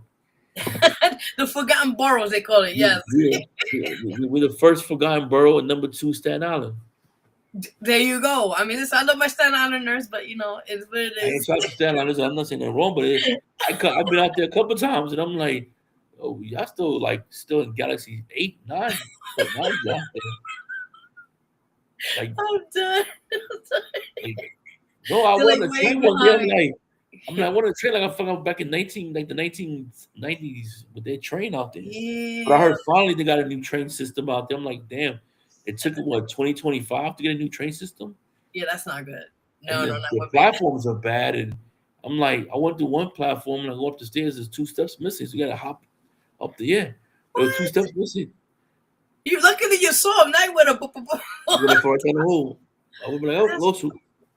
Yeah, there you go. Be like, take a picture. Don't move. Shout out to the fan. It's just sad because I'll go out there sometimes, sit down, and I'm like, damn, New York City don't like. But if Madami's doing what he wants to do, I mean, it's bad enough already. Rents are high, mortgage is high, everything's high in New York. You know how you want to do cutbacks. He's told me I want to cut a certain police department unit. And I say, look at what happened when De Blasio got rid of the anti-crime unit, where everybody talked so much bad about it. 2 days later, the crime rate went skyrocketed. Firearms were running around New York rampant. You had departments out there, it was kind of crazy. When you get rid of departments, you got to have a department behind it. And that strategic group that we have, they're a group that if something happens, In New York, they are like the ESU. They're like the emergency service unit. Oh You wow, know, that's crazy. I don't it's know. we live in a crazy time right now. It's like like you wake up in the morning, you hope and pray to God that it's not anything more biblical going on in this world than what's actually going on. But you turn on your TV, it's like every time it's like, you know, this is going. We forgot about the war in Ukraine. I haven't heard nothing Yeah, about Ukraine. What's going that's on like in a Ukraine? brand thing. I don't know. I think it's still happening if I'm not mistaken, but they just don't really talk much about it anymore. Yeah. They don't talk about it. You thought we could go snatch up a president from a country and say we have Oh, your oil now. how did you feel about that? Because that was gangster. The guy came out like in New York. Well, Like, I'll tell you this yeah. much, man. My man, you sleeping all of a sudden. You got a bunch of men coming in your house and you're in your Pokemon pajamas. But did you see the video when Yeah, he called in Spanish? He was talking about the Trump at the time. He's like, yeah. "Come, cabrón, come get me." Yeah, he was Yeah. like, "Yeah." He's like, "Come get me." He got him all right. They don't understand this, man. They don't understand that the United States is the most gangster place, the most gangster, especially with this president. He don't care. He'll sign off on everything. Like, Oh you know. yeah. But the funny part was, I say this all the time. All right, so you got the president, but why didn't you take the vice president with you? Oh no, she's bitching over there. She's like, "Oh no, I'll take over," and then she's like, "But That's just what I'm saying. You want to take over, so you have one dictatorship into another dictatorship. right." That don't make no sense to me. That's what I was trying to say. It don't make any sense to me at all. You have one dictatorship going to another dictatorship, and it's like then you got this woman trying to say, "Oh yeah, he's my Nobel Peace Prize." What the? This is crazy. Yeah, because she was complaining he should come back to what is it? Where is it? Ecuador or something like that? Is it Yeah, Ecuador? Oh no, Venezuela. I'm sorry, that's what Venezuela. it is. Yeah, and he wanted. She's like, he should come back. He's the whatever you want to go. Da, da, da. He's the president, and she was making a big stink. And people are like in over there in they had like Venezuela. Oh no, Yeah, she's worse than him. So yeah. it's horrible, like we just mentioned. Yeah. Listen, I just heard a friend of mine said, "Thank you, Trump, because our gas price is now 250." I'm done. Oh, the oil. Yeah, I get it. Yeah. I was like, "Wow." Can't make this up. We can like it's like you guys just sit back and just like that's what I do with sometimes with some of these stuff that I see on um, comments and stuff on social media. I thank God for like Grandmaster A Train and the knowledge he's giving me sometimes because he just like he said it. He was saying it in the y'all gonna vote for this person, that person. Look what's gonna go down and stuff like that. So true. So you have to understand this. You have the power to vote, and this we have changed not only our president, we have changed our constitution. We have made a mockery of our Supreme Court. Uh, you know, when Roe versus Wade got overturned, I heard about that, which is crazy. which is crazy, but people understand that uh, us Hispanics and blacks, we don't have the highest abortion rates, and that was overturned for a reason. But people still understand that the birth rate in America has gone down dramatically in all categories. That's why college institutions are shutting down. Wow. Our education is shutting down because the lack of education, the lack of resources. The education it wasn't when our parents in the 60s, 70s, and Yeah. 80s. College degrees don't mean nothing no more. Having a Yeah. degree don't mean nothing.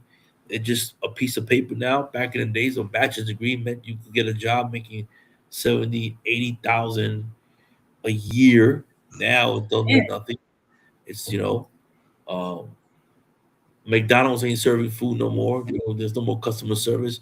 You go to a kiosk and spit some money out, take some money.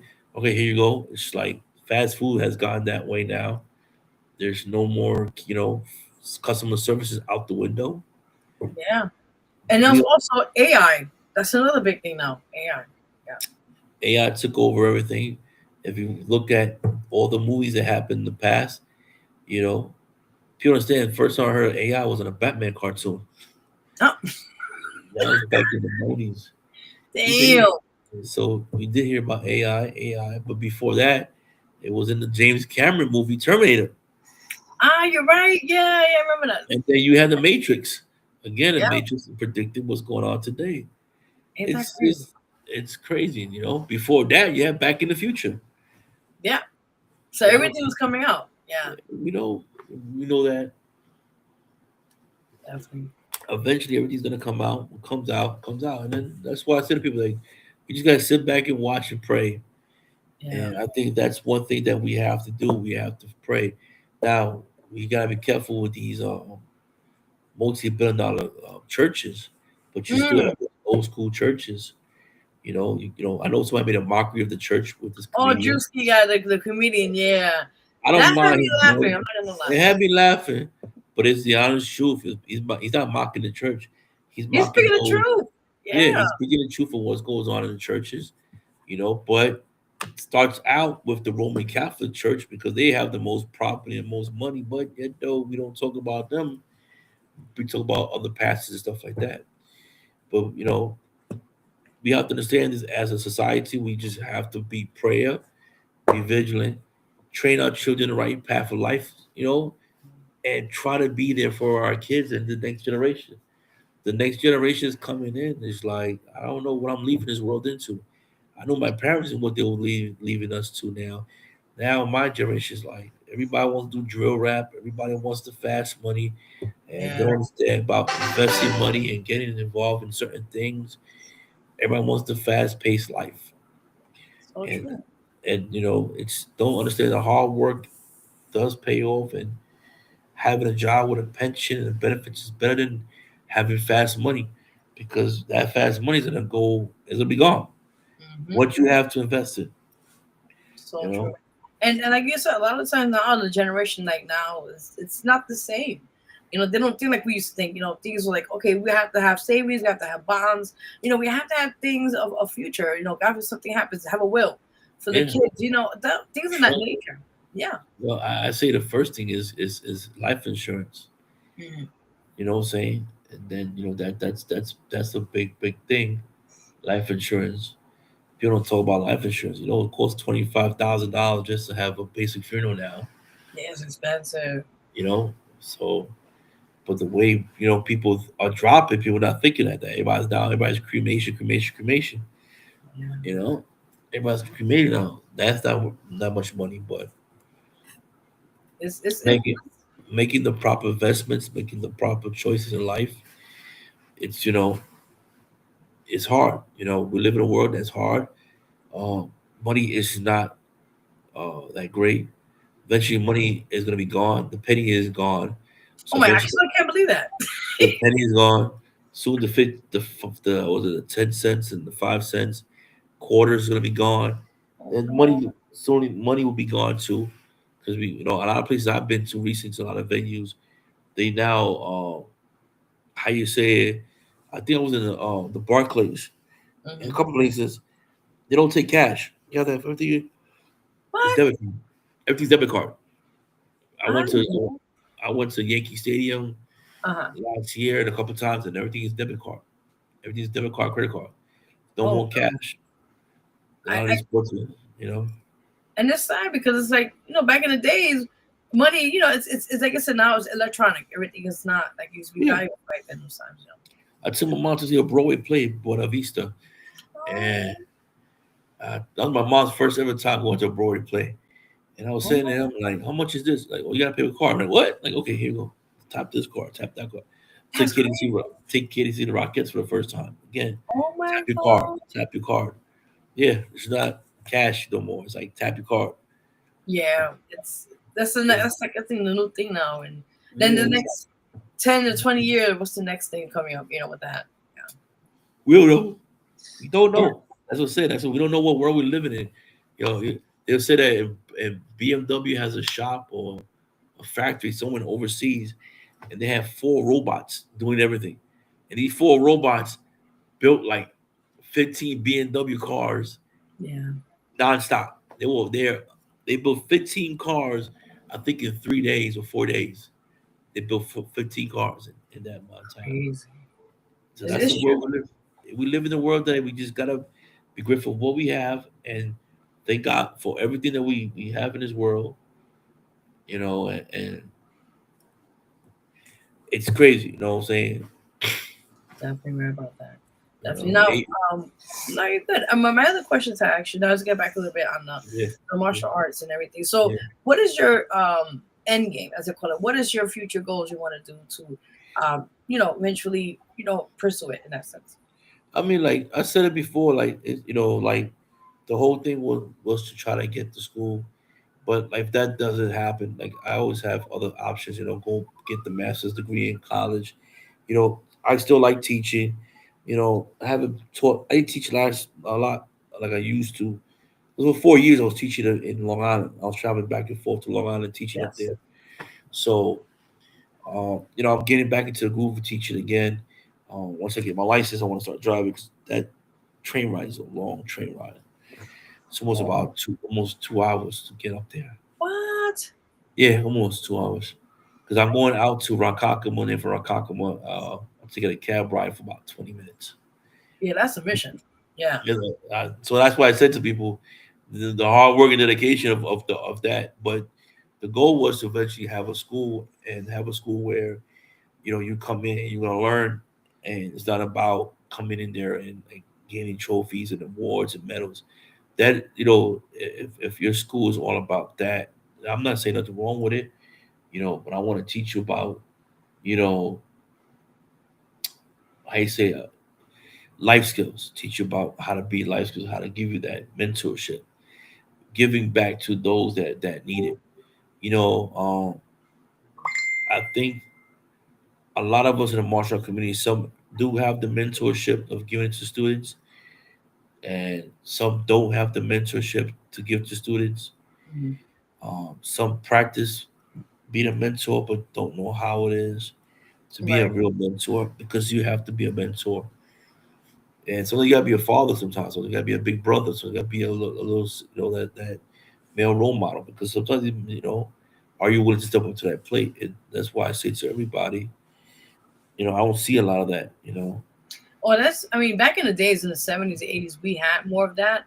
But then towards the 90s and that part, I mean, to now, is this discriminating? It's been gone pretty much, as you said. And it's It- unfortunate because, we need more of that, especially in the male scene, as they call it. You're not going with this, like, let's say, for example, I could vouch being a single mom, you don't yeah, have a male role model in the picture. You yeah, have to do both roles. And it's hard because, you can only do as much as you can. So in that perspective, as you mentioned, is a lot of times where a male figure, it don't have to be a husband or a boyfriend, it could be somebody as a brother, as a friend, could step in and kind of help, that young gentleman to, see life differently in that sense. yeah. It was like I was like this past snowstorm. I was down in the courthouse. We got to send him to prisoner. I was sitting there. It was snowing. I was in the store. And I see this young kid come in, and he was fumbling his money around. And I actually said to the owner, I said to the guy, I said, listen, put in my car, put in my tab. Kid looked at me like, what? I said, it's snowing out there. What you getting? And he said, to get what you want to buy. If you have a sister or brother, whatever it is, buy what they need. Keep a bunch of snacks. And the guy next to me said, like, do you do this often? I said, yeah. I do it often. I do it often and not get recognized because of the name. Because why? Because I want a child to have that interaction where not all police are just about locking everybody up. Or as a martial artist, I want kids to think about, that mentorship of how it is to grow and stuff. You know what I'm saying?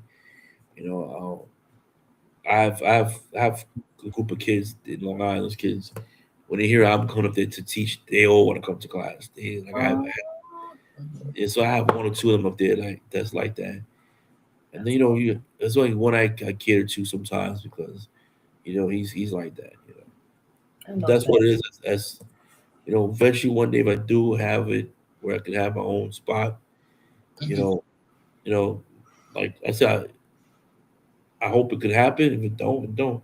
If I have to do what some people did, buy a house and turn their garage into a dojo. Because a lot of people are doing that in like in Puerto Rico.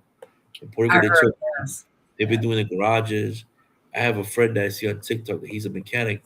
He quit working for Honda and turned his What? whole garage. He quit Honda and Wow. he had his whole plan.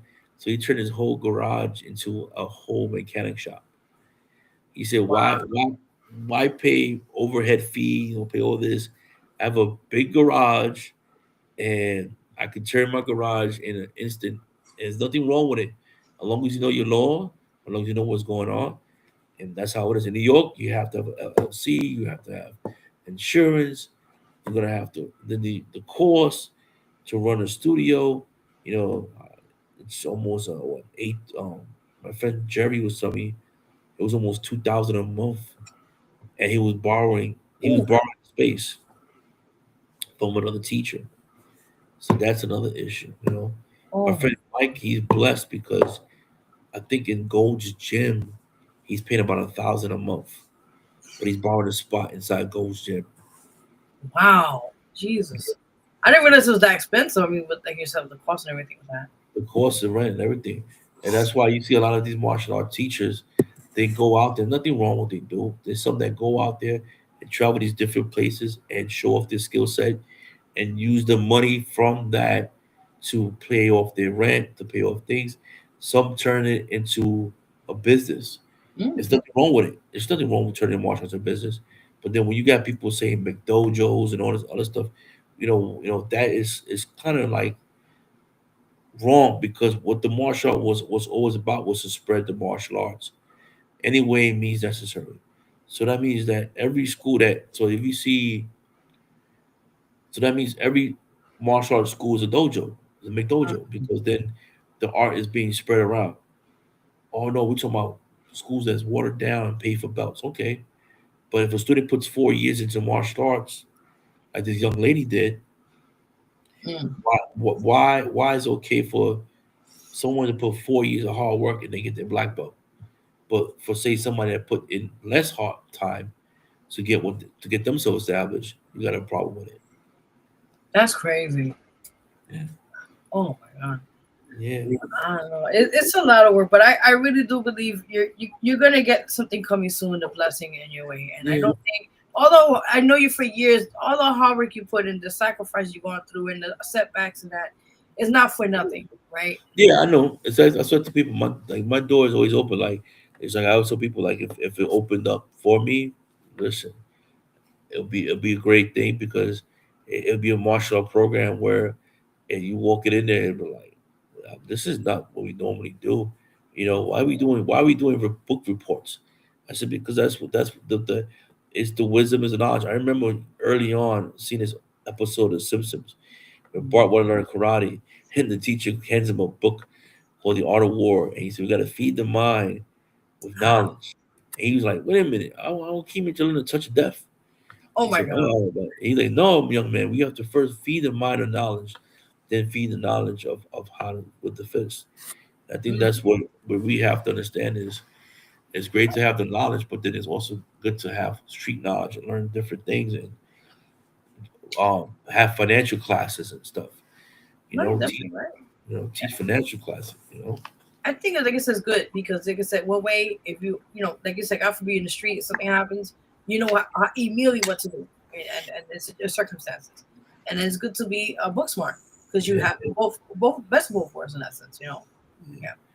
Yeah, like I said, when the lady put the tie rod on me, I'm like, oh, let me just quiet myself down because I guess she's at a whole different level. But everybody was saying, "Yo, lady, you come on, you blocking the road, you doing this, you doing that, what's going on with this?" But we have to live. We have to be careful what we do, how we choose things in life, and be careful how we interact with people in today's world because we don't know what's gonna happen. We don't know what the person has in their mental state. Everybody walk around with a pew pew or a gun in them or a knife on them.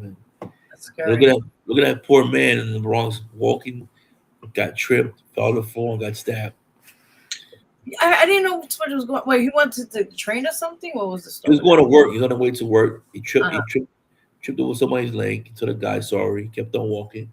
The guy pulled out a knife on him and started stabbing him right there on Third Avenue, in Third Avenue 149 in the Bronx. Oh my God.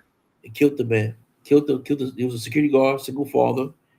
Tripped and fell, and he tried to, they caught the guy the same day. But Okay. that's where we live in today's society, where we have to be careful. What even walking the streets, you have to be careful in New York City. It is. It's sad. It's unfortunate, but that would not. That's horrible. I mean, so you can say you have to not watch it back every way you can. You have to. That's why I'm trying to get a car. I'm But trying to. smart, smart. At I'm least I trying. mean, I'm trying to nothing worse avoid than the the traffic subway. times, I'm trying Those to are avoid the subways, man. I go on these subways now, and I don't feel safe on the subways. I don't feel even myself. I'm always sitting there looking at, trying to not even look at somebody's in the train anymore. Because I was on the train one day. I'm looking around and see how the train is, and one guy just started blasting me for no reason. I'm like, dude, I just oh, started yelling. I don't like the way you're looking at me. I'm like, I'm just checking, make sure everybody is copacetic on the train. right, right. I mean, you're not copacetic. I go to the next train car. Yeah, because You know, sometimes you gotta alleviate the situation before it gets worse. Yeah. that's the world we live in today. We live in a society where we have the power to watch how we vote, watch what we do. Like you say, watch what you eat. Now you have to watch what you do, because in these day and age, you don't know what's gonna transpire and what's gonna go left, basically. Oh, so true. So Yeah, true. I have a little special gift, but stay. Don't leave. Don't leave. yeah. I'll be right back. I got something for you. Hold on. Don't leave. Don't. I'll be right back. I'll be right back. Hold on.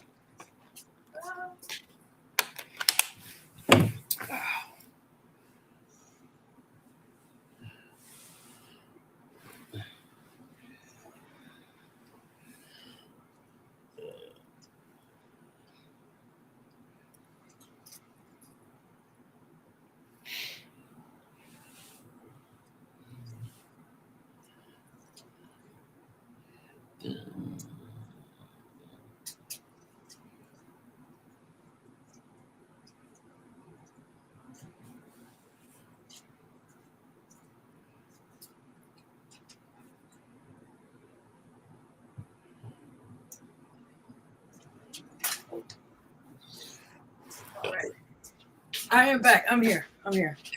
I was like, I had to find it somewhere. I think it disappeared or something. Yeah, that's good. But No, no, you're good. You're good.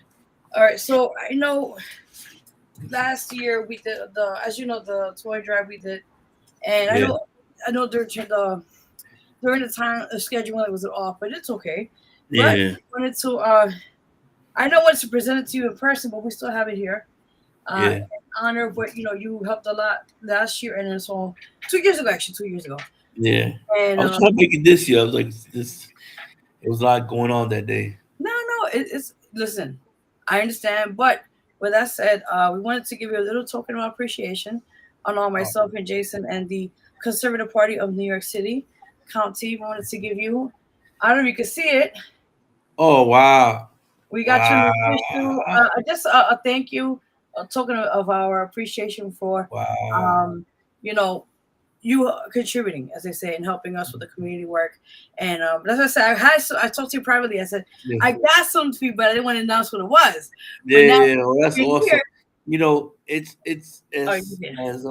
as a martial artist. That's one thing is we have. I try to give back to the community, like I told Dr. Smith a lot. Giving back to the community, and this is one way of me giving back is working with you and your organization, and what helping out any way necessary it is, like when it comes to the community, from back to school book bag giveaway and stuff like that. I said that all the time. I says, as a martial artist, you know, we're willing to welcome those into our community, but what are we trying to give back to the community? You Mm. know, and that's what it is. Like I like how my daughter, her school does a lot of community events. They have to community service, or for them to get a certain the high school diploma, I think it's called. So when she was traveling with Gonzalo, that was part of her community service, and her school allowed Oh, me to do. Yeah, a lot of school allowed me to my events to be community service. But this year, we did a lot of stuff. She did stuff within the school this year. I But mean, that's another idea. Just like what you said, which to work maybe with the high schoolers and maybe with the to see if the schools will allow you to use their space for now. That's yeah, another idea. I Yeah. was trying to do that with I think we was trying to do that with one of the back to school but back places. But Yes. I spoke to that guy, the gentleman that was giving me his phone number, and we Mhm. spoke about it, and we was trying to like figure out time slots, but the school for some reason wasn't allowing it. I don't know what it was, reason what it was, and then I was trying to I was about to get something with the Adams had it where it was the Friday night lights, but we couldn't get. But the thing was, we couldn't get a slot because they were trying to get like votes to see what the kids wanted in the neighborhood. Like Oh, if we were offered a martial art program, and then they were like, "Oh, we're gonna learn MMA, or we're gonna learn MMA." If we're gonna learn MMA, we want it. And I'm like, I'm not an MMA coach. I'm right. Slowly. Yeah. Yeah. I'm I'm gonna just show you what karate is before MMA. If you understand, MMA is just a mixed martial art because you learn multiple martial arts, and just that's all it is. It's not a style, but now these days they consider it a style now. Yeah, it wasn't really a big trend back then until now. Like they make No. it the UFC. You see it. That they make plenty of money off this now. You know. Yeah, but how the word MMA actually originated was because there was a UFC announcer, Mm. and he was like, "Why I gotta sit here and say this guy is an eighth degree in Taekwondo, fourth degree in Goju and Mm. blue belt in Jiu Jitsu? It's just he's a mixed martial artist, and that's what it started from. It just went. He's a mixed martial artist. He is a grappler. Now they're going back to the original way of how it should have been. He is a karate fighter. He is a taekwondo. He is a grappler. He is a U.S. Olympian grappler. That's what they're going back into now. Now it's like they say mixed martial artists because they have all these arts. But yeah, that's how it first started. But I say always give back to the community and always be there for those in the community and try to be a service. Um, that's my whole thing as a martial artist and also as law enforcement is to give back. And um, I mentioned you guys in one of my we had to do this training session. We had to do a PowerPoint presentation. Yeah. We had a for our last event, and I was like, why can't we put in something a slide where we do community service events outside of the Right. uniform. So myself and my sergeant, he does stuff in Dominican Republic. So he'd go out to DR, do stuff out there in DR, community service out there. So I had mentioned you, Gonzalo, and others, the conservative party as well, and I had pictures and stuff like that of the stuff that we did. And yeah, we did. We did. It was phenomenal because the instructor, the teacher we had in our class was like he liked how we mentioned my daughter, mentioned what we do, and I said that as officers, when we not wearing the uniform, we still could provide a service to our community. It don't have to be us getting paid. It's still Right. giving back to the community in any form or shape there is. You know. That's awesome. Well, we appreciate you and the service you put in and the time, and it's just amazing. Like even the smallest steps, as they say, the smallest you don't go with this, right? Like the smallest amount Yeah. of anything that you do is it becomes into a big thing. So that's what I'm saying. Like people don't be like, oh, no, it's just about being appreciation and what you bring to the table. So we want to acknowledge you, even though we want to do in person. We'll do Yeah. sometime soon this year. Yeah, you do it. Trust me. I'll come over somewhere, pop up somewhere where you guys Yeah. somewhere.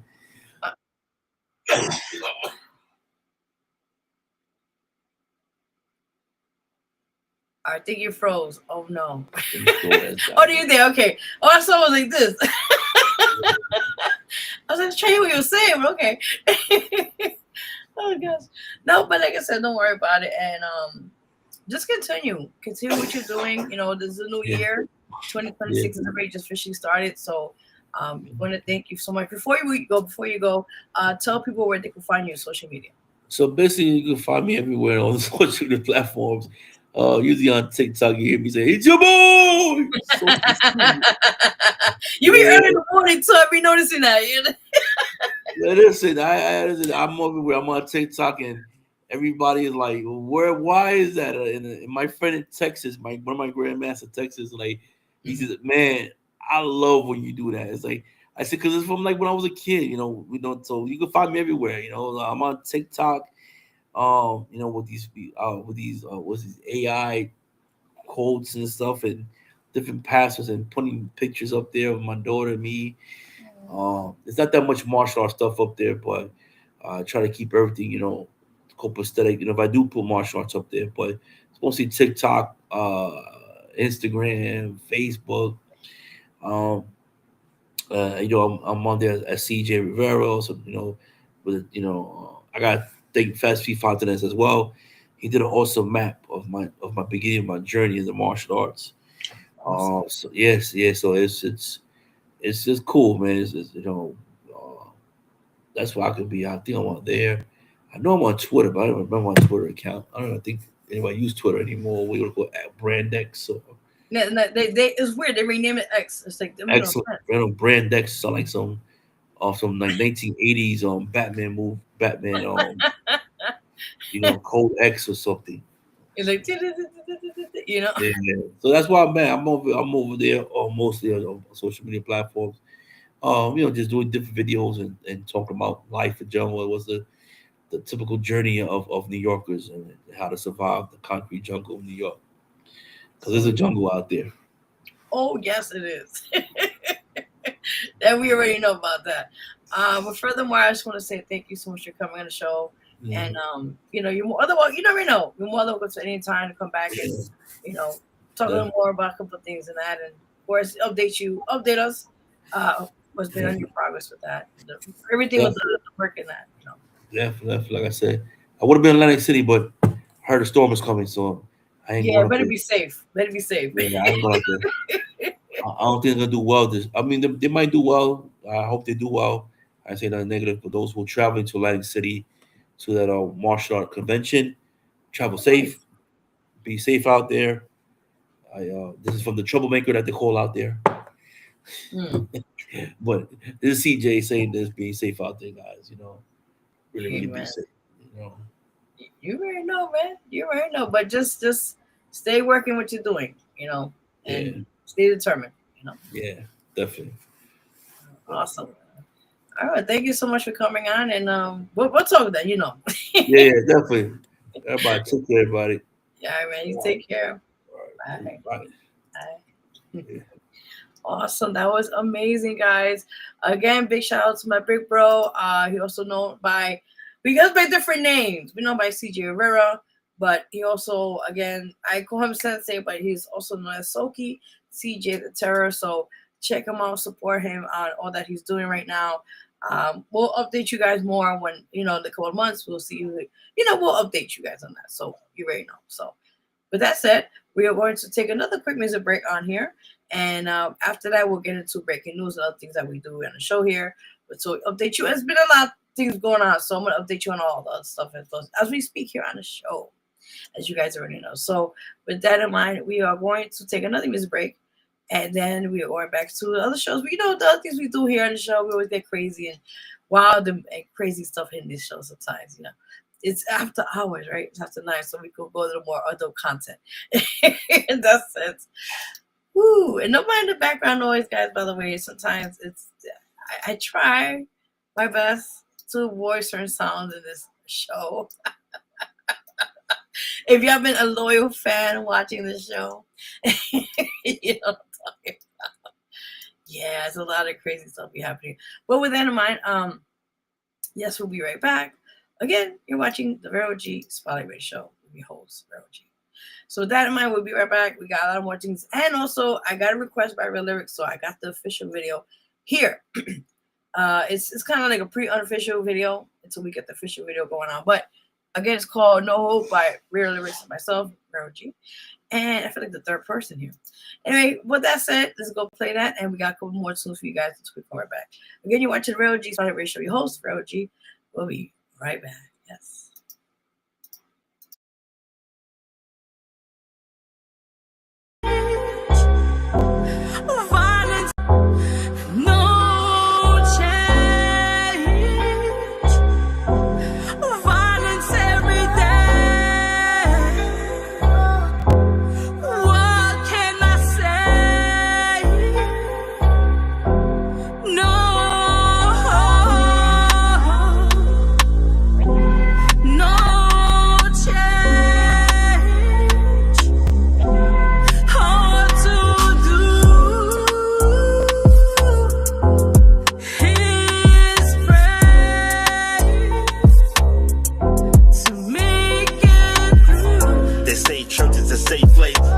with them 4 girls. Got the light taking the way in Alabama church. I look at the world different while we walking through it. Visitors taking pictures at big buildings, the Statue of Liberty. Don't know nothing about the history, about this crooked land. The beast is still watching, we never been free. Fuck praying to the Lord, we in the worst time. Can't you hear any niggas rhyme? Always killing all the time. Another body getting stuffed in the box like it's holiday Christmas. Sinners pass and look around like it's New Year. Jehovah passing watchtowers, preaching. Say the world is gonna be in the better place, like it's paradise. But my eyes don't see what your eyes, my eyes see hell. No, no change. Violence every day. What can I say? No, no change. Hard to do. His praise to make it through. The angel of death was flying around. Old folks home when they cross, singing to the Lord. Wanna make it home safe on these deadly streets. When the Houston lied to us and said the kids is the future. Where's that? All them 80 babies killing us. What brighter days they talking about? All I see is hearses, going to graveyard site and bury more coffin. Got with young boys wearing dresses and makeup that comfortable in their own skin. This generation is lost. I'm teaching my young ones not to be brainwashed. And there's no hope in this youngster. Wanna be gangster, raised up and in the broken family. So you got no choice to walk with my automatic weapon to survive in this hopeless world. No, no change. Violence every day. What can I say? No, no change. Hard to do. His praise to make it through.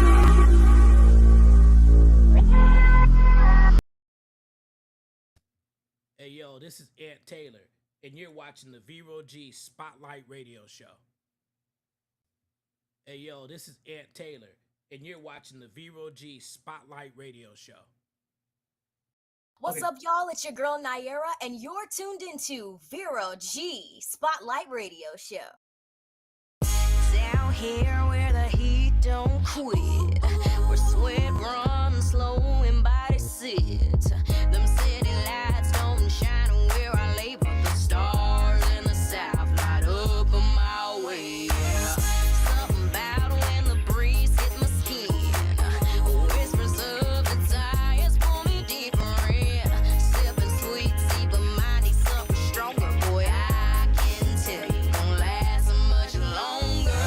Lean back, baby, let me set the mood.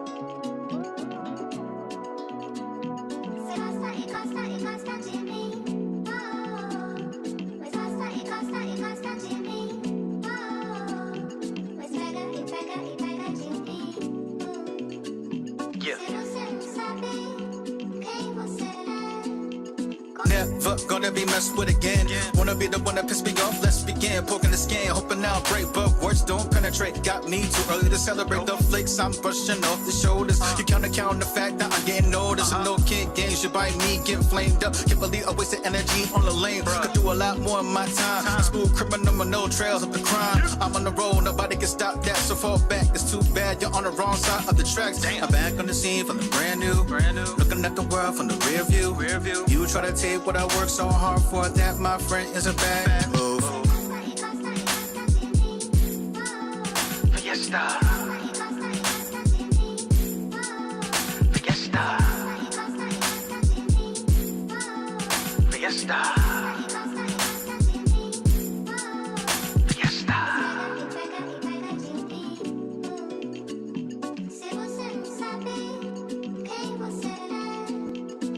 Gonna get it in any way possible.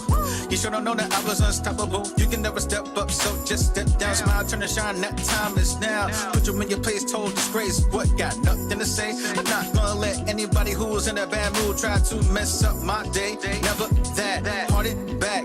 Who am I? That guy. Is it too complicated on a mission to kill any target who started to instigate the drama? Won't break in. What would it take for y'all to get off my back? Got me so irritated.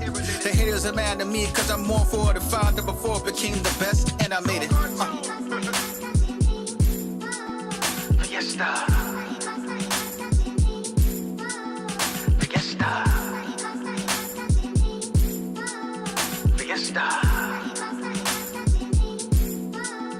Fiesta. 1, 2, 1, 2, 3, turn up.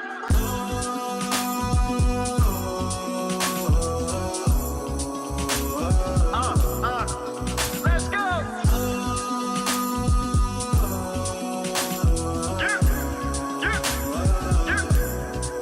Let's go.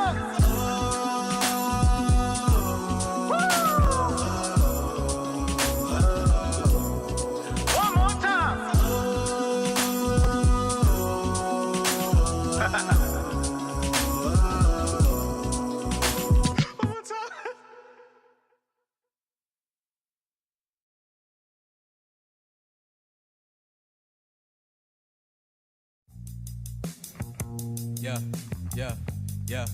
Yeah. Finna go like this, yeah.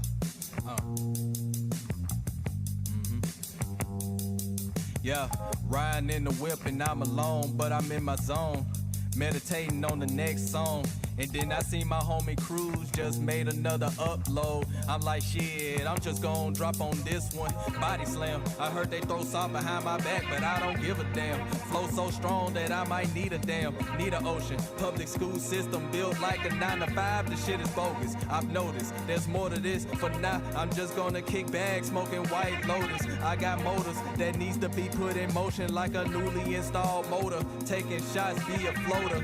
Sometimes I miss, sometimes I switch. Either way, I gotta take my chances, cause this music is my passion. The past already written and the future never happened. So I'm gonna hand the present to you without the rapping. More focus on the rapping, making sure my future kids will never say that they never had it. Shit, I knock on wood. I just wanna see my family happy. OGs listening to my music and they say I'm snapping. Go confirm it if you think I'm capping, cause I ain't gotta prove shit to y'all half-ass rappers. Your rap's hard, girl, that ain't who you was or who you are. Take a look in the mirror and you see a facade. Man, you playing with yourself like a game of charade. I mean charade, does it really matter on how I say it? But even when COVID drop, best believe I found a way to get paid. I'm making dollars with no help, standing on my 2 feet. I'm blowing on trees, spitting out these bars in soliloquies. Producers fucking with me, so they giving me free beats. It's all love. Shawty say she got respect for me. It's all love. Niggas out here pressed for lips, but that ain't nothing. Get your shit together. I guarantee you'll feel better, bruh. Man, I swear. get your shit together. Nobody ain't gon' take care of you, get your shit together. Work, eat shit, then repeat, get my shit together. Lil' play and parlay, more of my shit together. Stash away when I get paid, get my shit together. I want that Chevy one day, first I need my shit together. I weather any weather, cause of my shit together. Get my shit together, get my shit together, getting my shit together, get my shit together, ayy, my shit together, get my shit together, getting my shit together, I'm getting my shit together, ayy.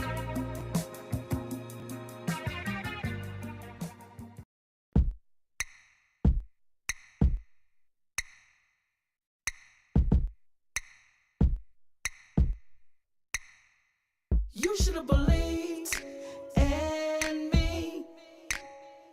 You should have believed in me. Greater is He who's within me. You should have believed in me. I tried very hard to make you see, but you did not believe. They talk about me, but I did what I had to do to reach my goals up there. Ooh, ooh. You should have believed in me. You should have believed in me. Greater is He who's within me. You should have believed.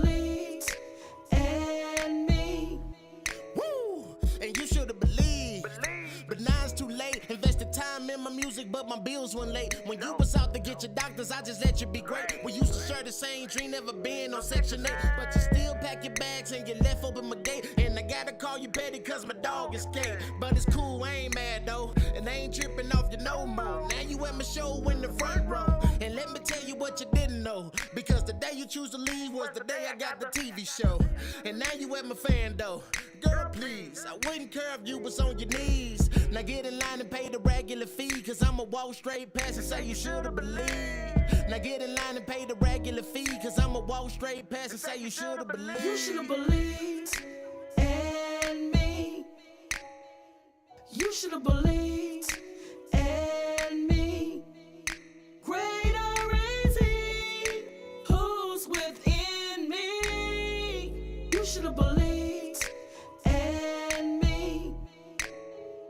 You should have believed in me. You should have believed in me. Greater is He who's within me. You should have believed in me.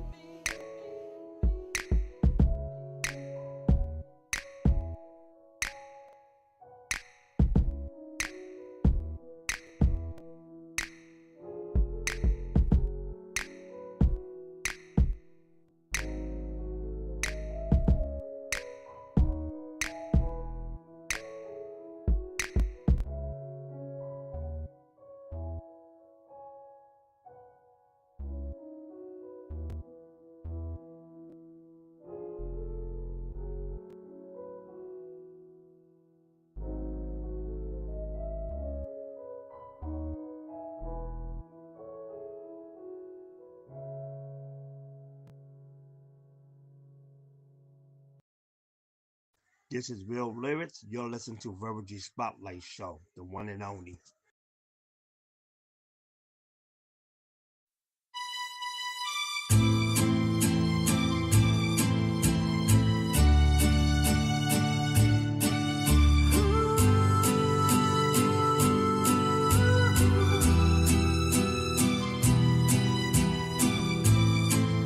Ooh.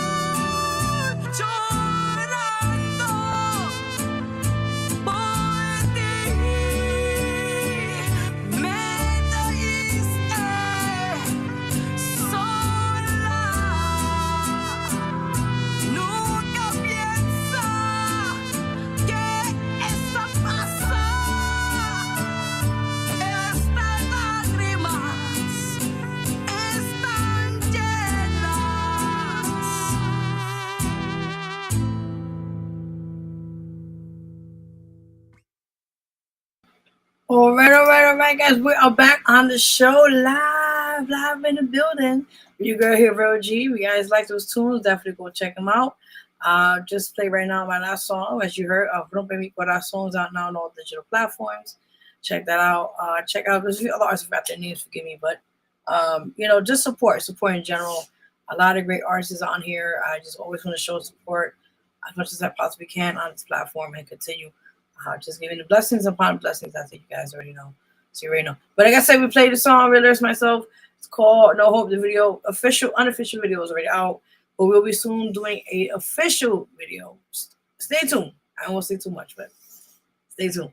But there's more things to come. Like I said, we got a lot of things going on here, so I'm going to update you guys more in due time. And stay tuned with that in mind. So with that in mind, let's get into the next thing we do on the show. We get into breaking news. I guess it's been a while I've been here. We're back on going strong, as they say. I'm sorry. Yeah, so you already know. Yes. So we're getting right into the breaking news, everybody. We just changed it a little bit here, if you don't mind. Let's get this situation going. All right, guys, so let's get right into breaking news.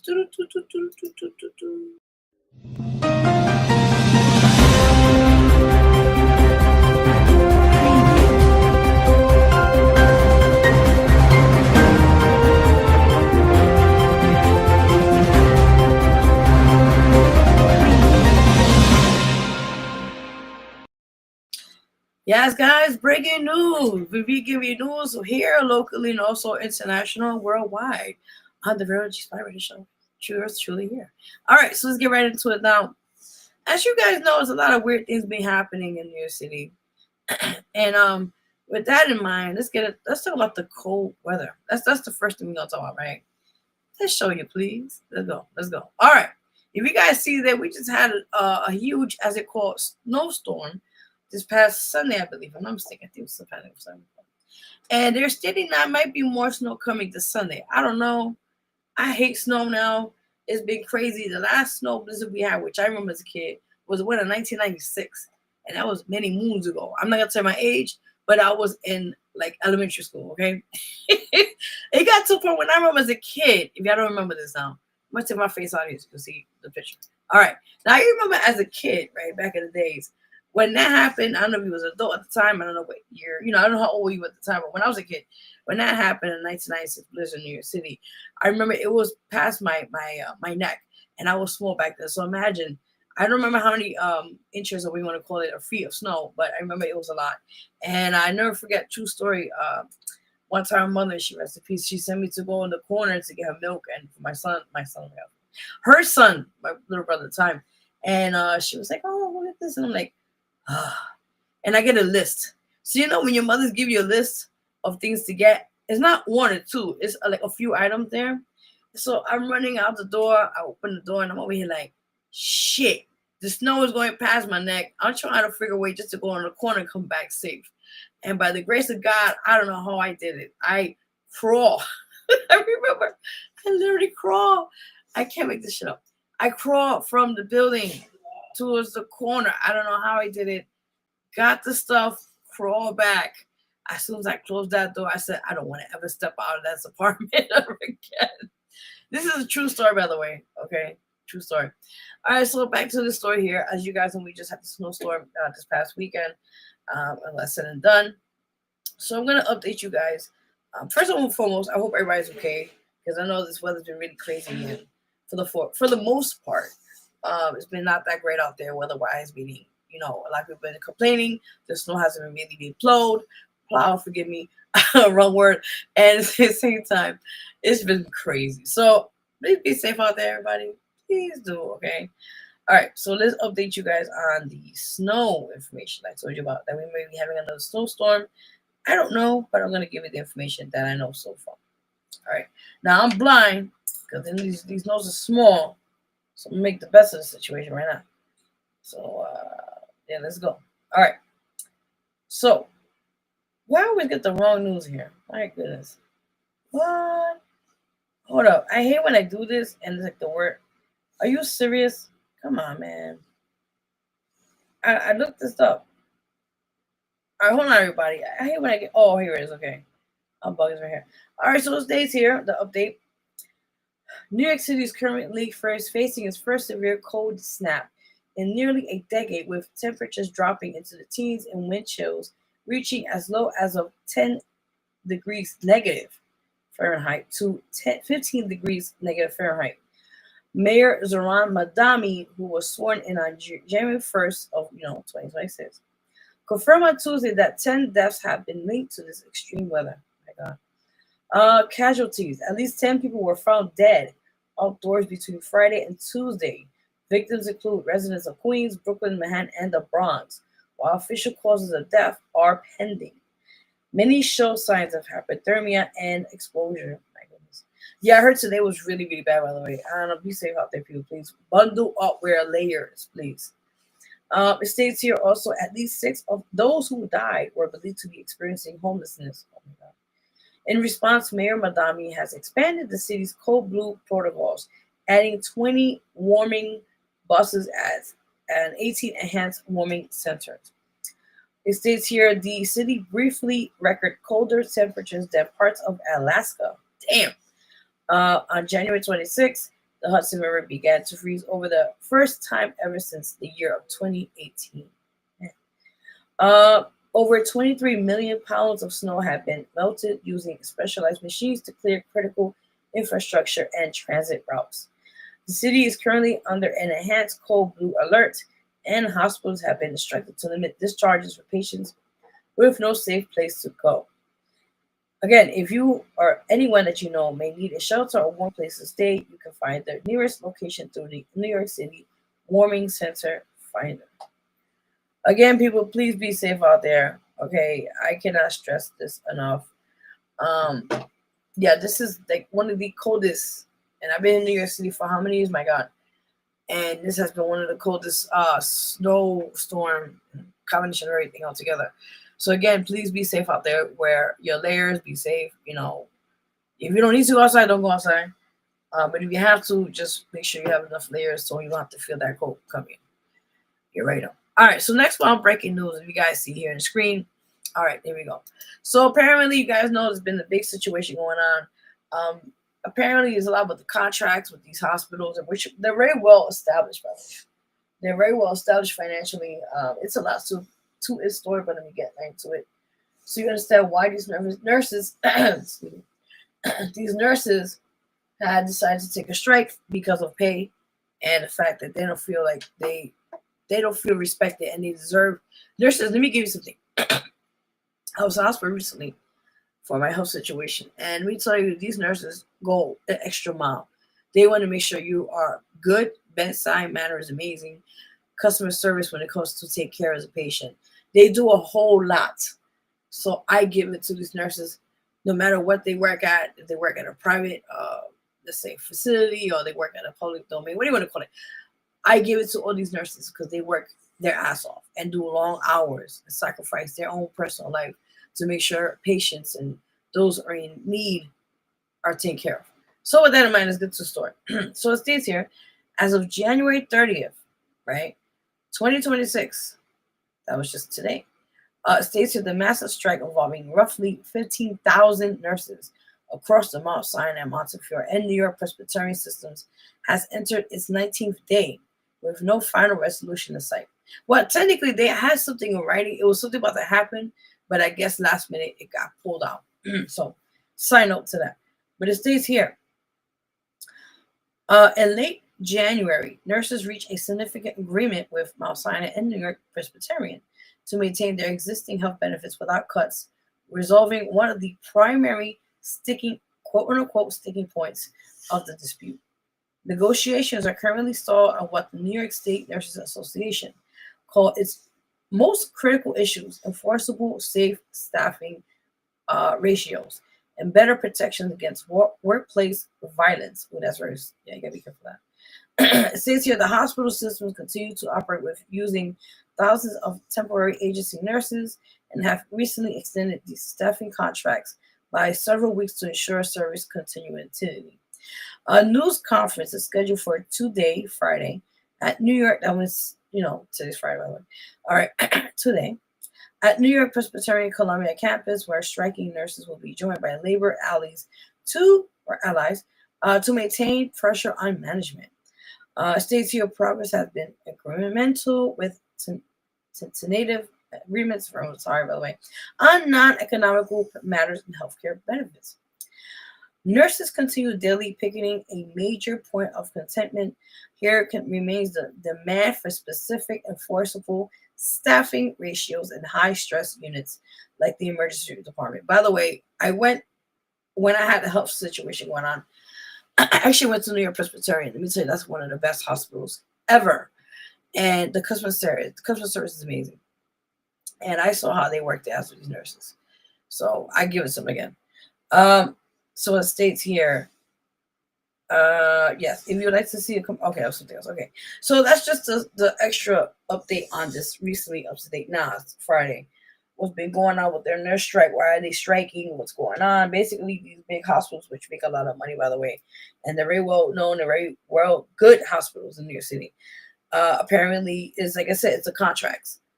These nurses are working overtime. They're busting their ass.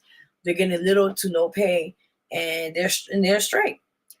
And I respect that, even though right now it's hindering a lot of a situation with the patients in the hospitals, and they have to find last minute temporary people to replace them.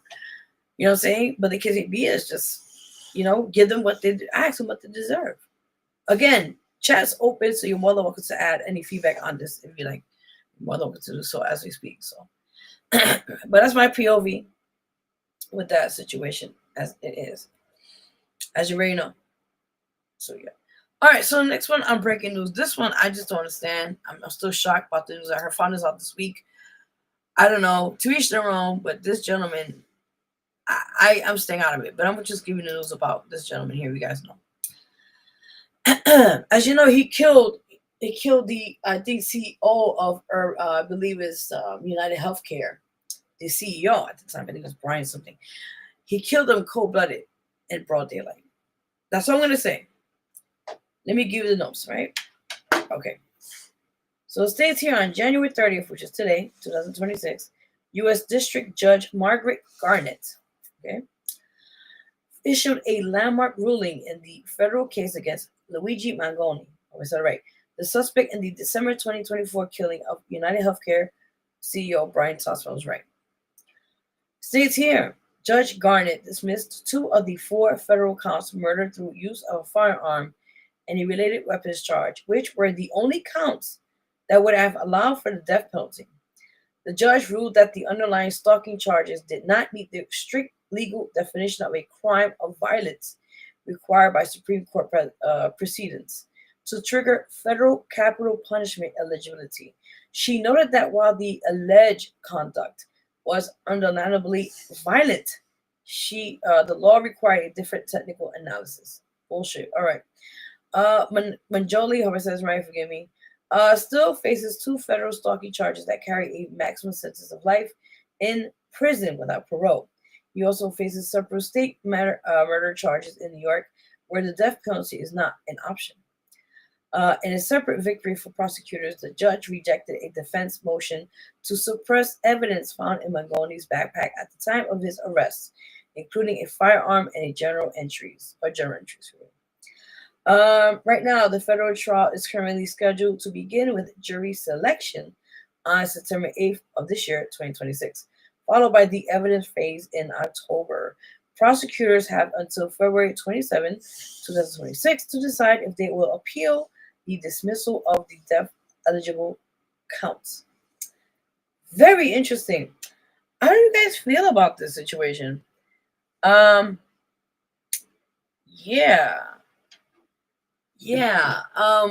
my point of view about this gentleman, even though there's 2 less counts are not against him, they took that down, as you just heard what I said.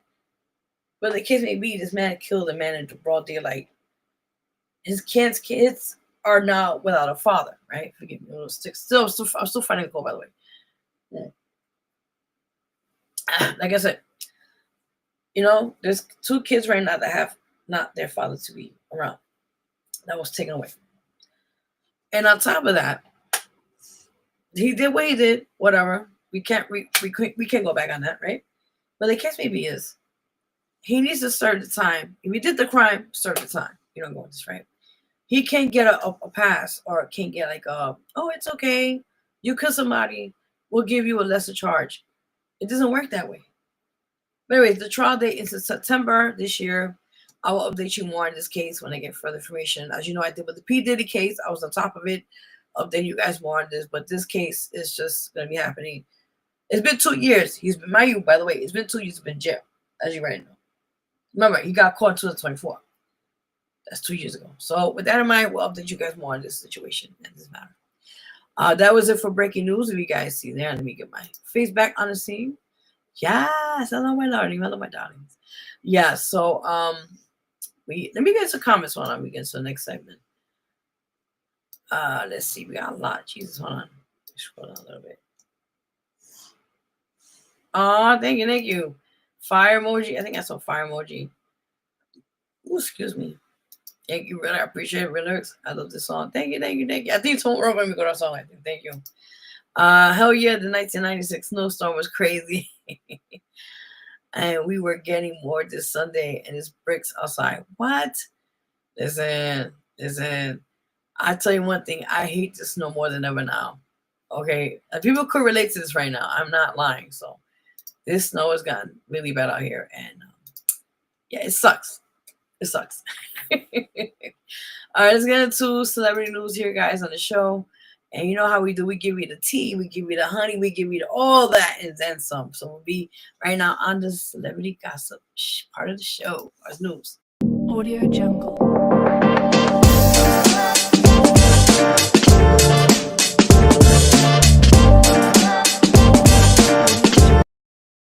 All right, guys. You know how we do here. We give you we don't sugarcoat shit. We give you the 110% juicy gossip news, the whole works on these celebrities, and maybe then some. So we right now. So let's talk about the first news on the celebrity news part of the show. Now, I just found this out tonight or today before I started the show. Again, our deepest condolences to Miss O'Hara, Catherine O'Hara's family at this time. If you don't know who she is, she's a legend in the game in Hollywood as an actress. I mean, come on now. From Beetlejuice, she played the mother, I believe. But yeah, I think she did, right? I think so. She played the mother from Home Alone. I mean, come on now. The list goes on of movies and series she has been a part of. I mean, Jesus, the list goes on. Anyway, she had died at the age of 71 years old. Let me just update you guys what's going on. So Catherine O'Hara passes away as of today. The legendary Schitt's Creek, by the way, that's the show she was in. And Home Alone actress had died at the age of 71 years old. Reports indicate she was hospitalized in serious condition following a brief illness just hours before her death. Co-stars like Macaulay Culkin and Justin Theroux have issued emotional tributes. That's something else. Sorry for that. Again, our deepest condolences to her at this time, and I mean the family as well. Forgive me for that one. I know that's said and done. So, again, I just a side note, not on this topic, but life is too precious, people. Enjoy every minute that you hear. I really do mean that for a reason. So, with that in mind, take every minute as a blessing, right? So, again, our deepest condolences to Catherine O'Hara's family and relatives who are suffering this loss right now at this time. Okay, let's get into our next one on Ray J. From one situation to another. I don't know what's going on. This is a lot of weird stuff been happening recently now. And you know, Ray J's been in the scene for a while since his last altercation with his ex-girlfriend or baby moms, we want to call it. I think her name was Princess Love or something. Remember that video I told you about? I think I played it or not. I think it was on somewhere on social media.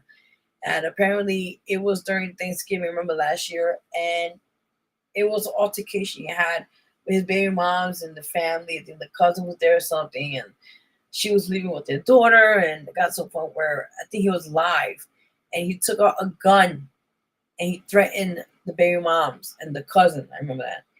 And by the grace of God, they called the cops, and the cops arrested him, of course.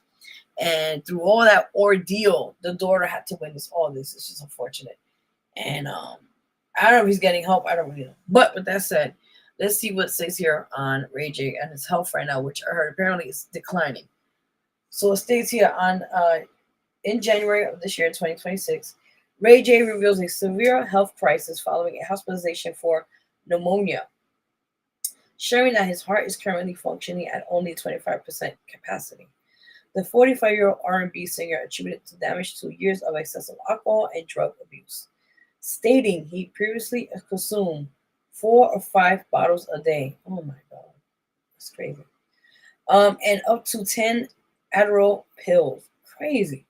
Doctors diagnosed him with a severe heart failure after he was admitted to Las Vegas hospital on January 6th with chest pains and pneumonia. He claims his medical team told him the right side of his heart is black and effectively done. Oh my God. In emotional social media videos, Ray J claimed doctors told him 2027 is definitely a wrap for me, suggesting he may have only months to live. However, he also expressed hope, saying he could be all right if he remains on the right path. He is currently bedridden and taking 8 different medications, including heart failure drugs like estradiol and Jardicin, is that right? And the cholesterol medication Lipitor. He has been told to prepare for the possibility of a pacemaker or defibrillator. The final determination is expected during a follow-up appointment in approximately 2 weeks. Ray J credited his sister Brandy for helping pay his medical bills and noted that his current legal inability to see his children has motivated him to change his lifestyle. I hope and pray. I just told you about the backstory about him as being moms and that, so there's a side note to that. But now you know. Hope and pray, and I swear to God, in good faith, that this man really changed his ways. That's all I gotta say. He has been going through a lot in the news for many years. You guys don't know. Side note, he was one time the boyfriend. I think he was a fiance, if I'm not mistaken, of Whitney Houston, who passed away years ago. And then, of course, the infamous sex tape he has done with Kim Kardashian, which made him more known. It made her famous, of course. That, and so I found now, I did some digging in. Not only did he got with Whitney Houston, Kim Kardashian, he has a few ladies he's been with, which I didn't know. One of them was Pamela Anderson. Who knew? Wow, this guy couldn't know how to snatch him. I tell you that. They've been watching that video. Hello. Anyway, side note. All right, so let's get into the one on the celebrity news. All right, so let's see what else we got here. Celebrity news, right? Let's see what's we have another one here. I just saw this shit. Oh my God, I'm sorry. I'm really blind. It had to be. All right, guys. So on this one right here, the Grammys are coming on this Sunday. Yes, I hope I can see it. Hopefully, because I always miss the Grammys. I have to wait till they're on demand and shit. It sucks. Anyway, but the Grammys apparently is this Sunday, February 1st. Yes. I know Sabrina Carpenter's going to be there. I know a lot of amazing artists are going to be there. I don't know who got which category because I haven't really upset with that situation since I'm dealing with a couple of things here. But with that in mind, we are going to give you some information scoop on the what do you call that? I think there's the K-pop group, the Demon Slayers. What the fuck their name is? I don't know. They're like a really big Korean, like big hot topic thing now. I forget the name. If you know what I'm talking about, Demon Slayers, we call that. I don't know what this new kid shit. I don't know what's going on. Right? So apparently it states here, the Grammys 2026 pre-parties, celebrities like Jelly Roll and Sierra Devon, is that right, are kicking off celebrations in Los Angeles. Yes. So it states here, leading up to the 68th annual Grammy Awards on February 1st, 2026 in Los Angeles, is hosting a wave of high-profile pre-parties featuring top industry names. It states here, Warner Music Group Party held on January 29. This star-studded bash featuring a performance by Pink Panthers and was attended by Sierra Levine, is that right, who debuted a new chocolate brown hair color. Oh, look, yes. Other attendees including Benson Boone, I love him by the way, he's an amazing artist. Victoria Monette and Teddy Swims. I love him. Listen, I have heard some of his music, Teddy Swims. He reminds me of when Sam Smith first came up many years ago, but he's like more of like a country version of him in some sense. He's really good. I love him. All right, now it states here, this event Spotify. Wow. It says Spotify Best New Artist Battle Party. This event spotlights music rising talent, including performers by nominees like Addison Rae, Alex Warren, and Lola Young. Jelly Roll was also spotted celebrating during the week's festivities. Now, Music Cares Person of the Year. On January 30th, the Los Angeles Convention Center hosts a gala honoring Mariah Carey. I saw that, by the way. It was amazing. And with a line of artists performing classic hits. Clive Davis pre-Grammy Gala, a staple of the weekend. That's like the biggest of it all, the epitome of it all, right? Anyway, so it states here, a staple of the weekend, this legendary event is set for the night before the main ceremony at the Beverly Hilton, typically featuring a A-list crowd and surprise performances. The Recording Academy expanded its program to 4 days of current events, including Women in the Mix and the Global Mixtape Showcase. The main ceremony, hosted by Trevor Noah, will broadcast live from the Crypto.com arena this Sunday at 8 p.m. Eastern Time, 5 p.m. Pacific Time on CBS and Paramount Plus. That's pretty much it. So yeah, I cannot wait. I'm excited. Hopefully, if I'm available Friday to see it, then I would. I usually don't want to wait till after because it's like you want to see everything live. You don't know what's going to happen. You know how people sometimes CBS and so forth tends to edit certain things that are watched not live. You can't see it again. So that's why I prefer to watch it live. Yes. Now, a side note, as you guys know, yes, the Super Bowl is coming. It's coming in February. You don't know. And everybody's making a big stink about Bad Bunny performing in the Super Bowl. Listen, the halftime. Listen, I'm so proud to be a Latina, first and foremost. And to see one of my people up there besides J-Lo and all that. But Bad Bunny, I mean, come on now. It's Bad Bunny. And it's saying that he can't wear a dress and that because he's supporting the LGBT community. I mean, listen. The man could wear a sock between his dick. He's amazing. He's a great performer. Let him perform. I know there's kids watching, so I, it's a family explain. It is a family. It's not like it's like late nights, going to it's time. So I understand their point of view and that whatever case would be fine. But with that in mind, just let him do his thing. If you wear pants, fine. I respect, when to wear dress, cool. We go recommend it, but let him be comfortable. You know what I mean? Excuse me. So it's been since he ever been announced last year. He was, because he speaks Spanish, he don't speak fluent English, of course. They make a big mockery about him. And he's like, oh, he's not American. Go back to where he came from. Like, he's Puerto Rican. Do you not know Puerto Rico is kind of like Commonwealth with the United States? Are they stupid? Anyway, to each their own. I could go on. I'm shut the fuck up. Anyway, let's see on the comments below here. Because, I get into my soapbox moment. Oh, my God. You already know. Yes. Oh, my God. Yes, yes. He said, wow. I'm done. I'm trying to see what I reference to, but yes. I think it was about Bad Bunny, right? Oh, so I don't know. Yeah. So that was it for celebrity news, everybody. Now we are going to, we do every month, we do health matters or different things we talk about here briefly on the show, right? So this month, as you know, it is officially January, right? January month. This is the Cervical Cancer Awareness Month. And with this, I think, particularly for the ladies, it's very important to know more about this and to gain knowledge and always do preventive care. I think it's really, really crucial to do that because preventive care helps with preparing yourself to do things beforehand, or even if you get that, always to listen. I realize health is big.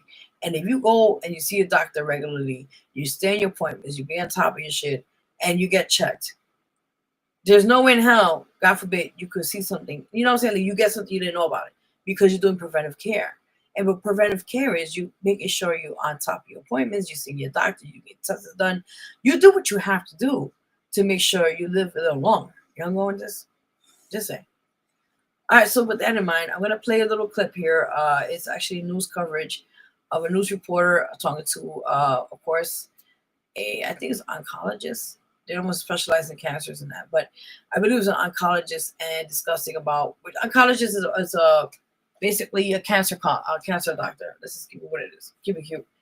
A profession in that the cancer feel itself. Anyway, let me go take a break. We want to play right now for you guys, and it's like a 3-minute clip of that sort. So anyway, you're watching the Vero G Spotlight Radio Show. Your host Vero G, and we'll be right back.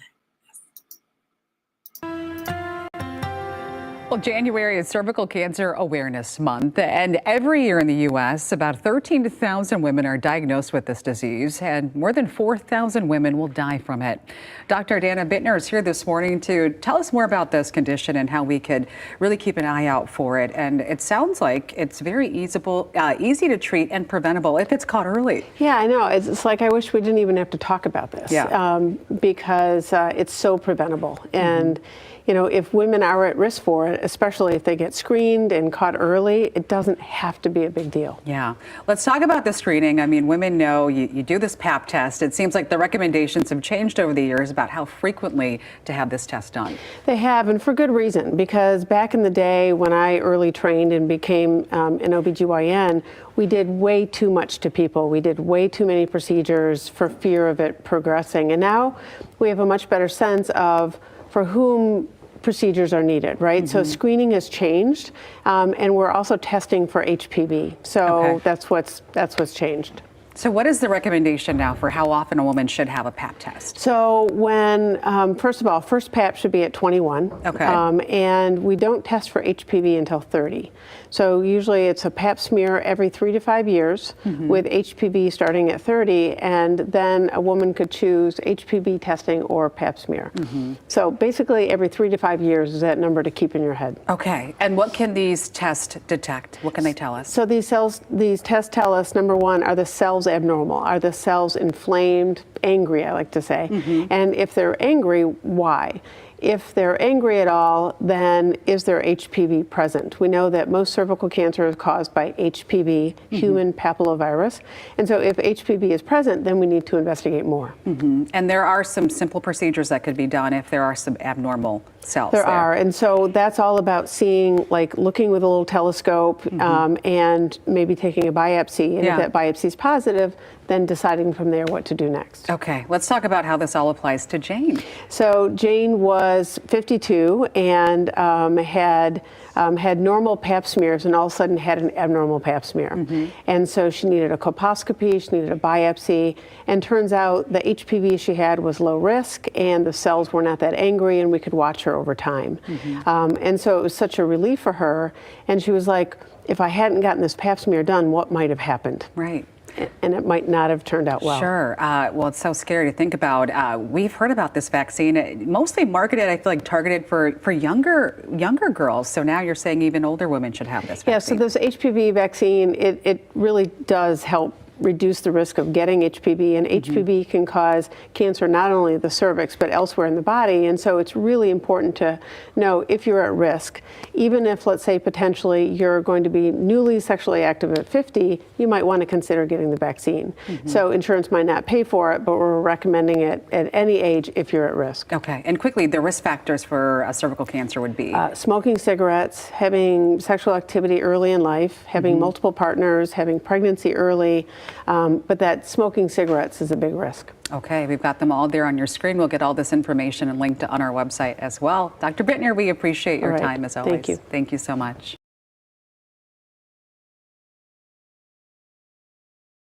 As I'm talking, I realized my damn mic be acting up. That damn it. Anyways, I hope that was any kind of ways to be helpful or informative to anyone watching now later on about this matter. And I think it's really crucial for us big ladies. Okay, I'm not being biased for men, but this is cervical. So it's a different kind of body, different anatomy. So ladies, please go get yourself checked. If you feel something's not right, go with your gut instinct. Never lies. And I always just say, be careful out there, especially when it comes to your health. You know, we have to deal with the manual breast cancer, the mammograph and all that crap. And then you got to deal with things on there. I'm not going to get too explicit, but you know we're going with this. So please take care of yourself and do annual checkups and that. So you ever know. The more you know. That's right. I used to love that program. Used to come on NBC. Oh man, they don't do that much often. Anyways, I think that was it for tonight, everybody. Again, I want to thank you for hanging out with me for a little bit here. I know it's been a minute, but I'll slowly get back on the show here. But that's done. One more time on here on the show. Again, you got the exclusive here. If you didn't know what I meant to say earlier in the show, I'll show it to you again one more time in the show. Again, yes, officially I am releasing my second official director debut. Not debut, because debu's already done, but my second director short filmish, or whatever you want to call it, thing I did, and it will be out by the Sunday, February 1st, exclusively only on YouTube. Now, with that in mind, it's less than 3 minutes. It's not too much of a big short film like I did the other ones, like 5 minutes. I think it was like 10 minutes. This one is short and brief, but I wanted to kind of give a different perspective on that sort. So, if you're a nature person like I am, I hope you love it. And when it's out by this Sunday, I'll share it. You guys can share as well. Definitely, check it out, support it with that in mind. So, and like I said, I'm working on a few other projects this year. New music coming out, new videos. I'm working on another film project sometime soon when it gets warmer outside, because it's too cold to be doing no film projects out there. I'm sorry. I'll wait till it gets warm. And I can feel my legs. I can feel my body, Every stuff. But anyway, this is out this Sunday, guys, on February 1st.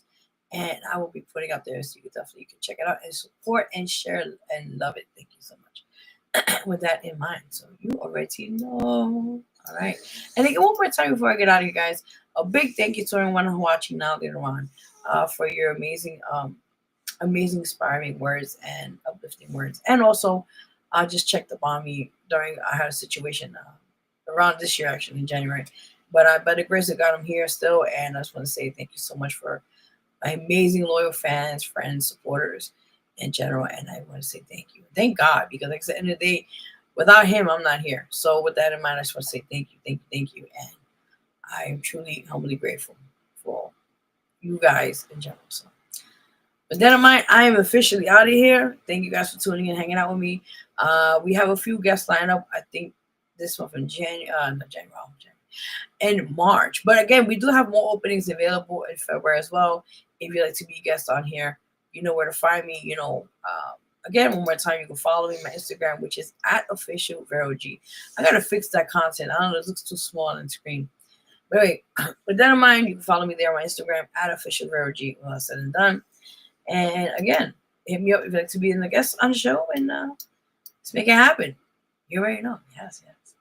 So with that in mind, I want to say thank you for tuning in. God bless you all. Have a great rest of the weekend. And be safe out there, please. And it's snowing out there. I just gave you all the news, the weather news. It's me fucking cold. It may snow. Please dress warm. Dress in layers if you need to, okay? Just saying. I'm just saying. But at the same time, if you don't need to go outside, stay your ass home. That's all I got to say. With that said, thank you for our guest for tonight. Soki, or also, I was on my Sensi, but Soki, CJ the Turtle for coming on the show. Big shout out to you as well. That's said and done. So we're out of here. God bless you all. Have a great night and weekend. Until then, you girl here, Vero G, signing the fuck out. I'm out. Bye. Bye. That as a plus size woman, you're doing it, and I'm like, but why can't you do it? And she's like, well, Mom, I'm not pretty enough. And she was very pretty, and I was like, but you are. And she's like, and we just sit back and vibe to it. I have this, and when we was hearing it, like body and these stretch marks, and I'm like, and got the amazing Maroon 5. Someone came up to me on the show and like, I could never do this. I had surgery on my neck and I had a scar, and I'm like, and I said, you know what I'm saying? To me, scars show what we survived. They're a badge of honor. Came at them and brought a little vibe to it. Honestly. It's not a flaw. It just a little turn up, because I know my first project I accomplished this. I more lived subtle, through it, and I'm better for it. So because it was around February, that's final time. You got the love, what I really predominantly love to share with people, and this time around, bring that awareness, because I'm I'm plus size. I'm going out there. I'm doing this stuff. All eyes are on me when I'm doing this stuff, and songs come about. I still struggle sometimes. I remember going to one New York Fashion Week. I had, and we was hearing it like imposter syndrome, and I told this girl who's pretty well known model, and I'm like, I feel like I don't belong, because you have all these billboards, and either they would be younger or like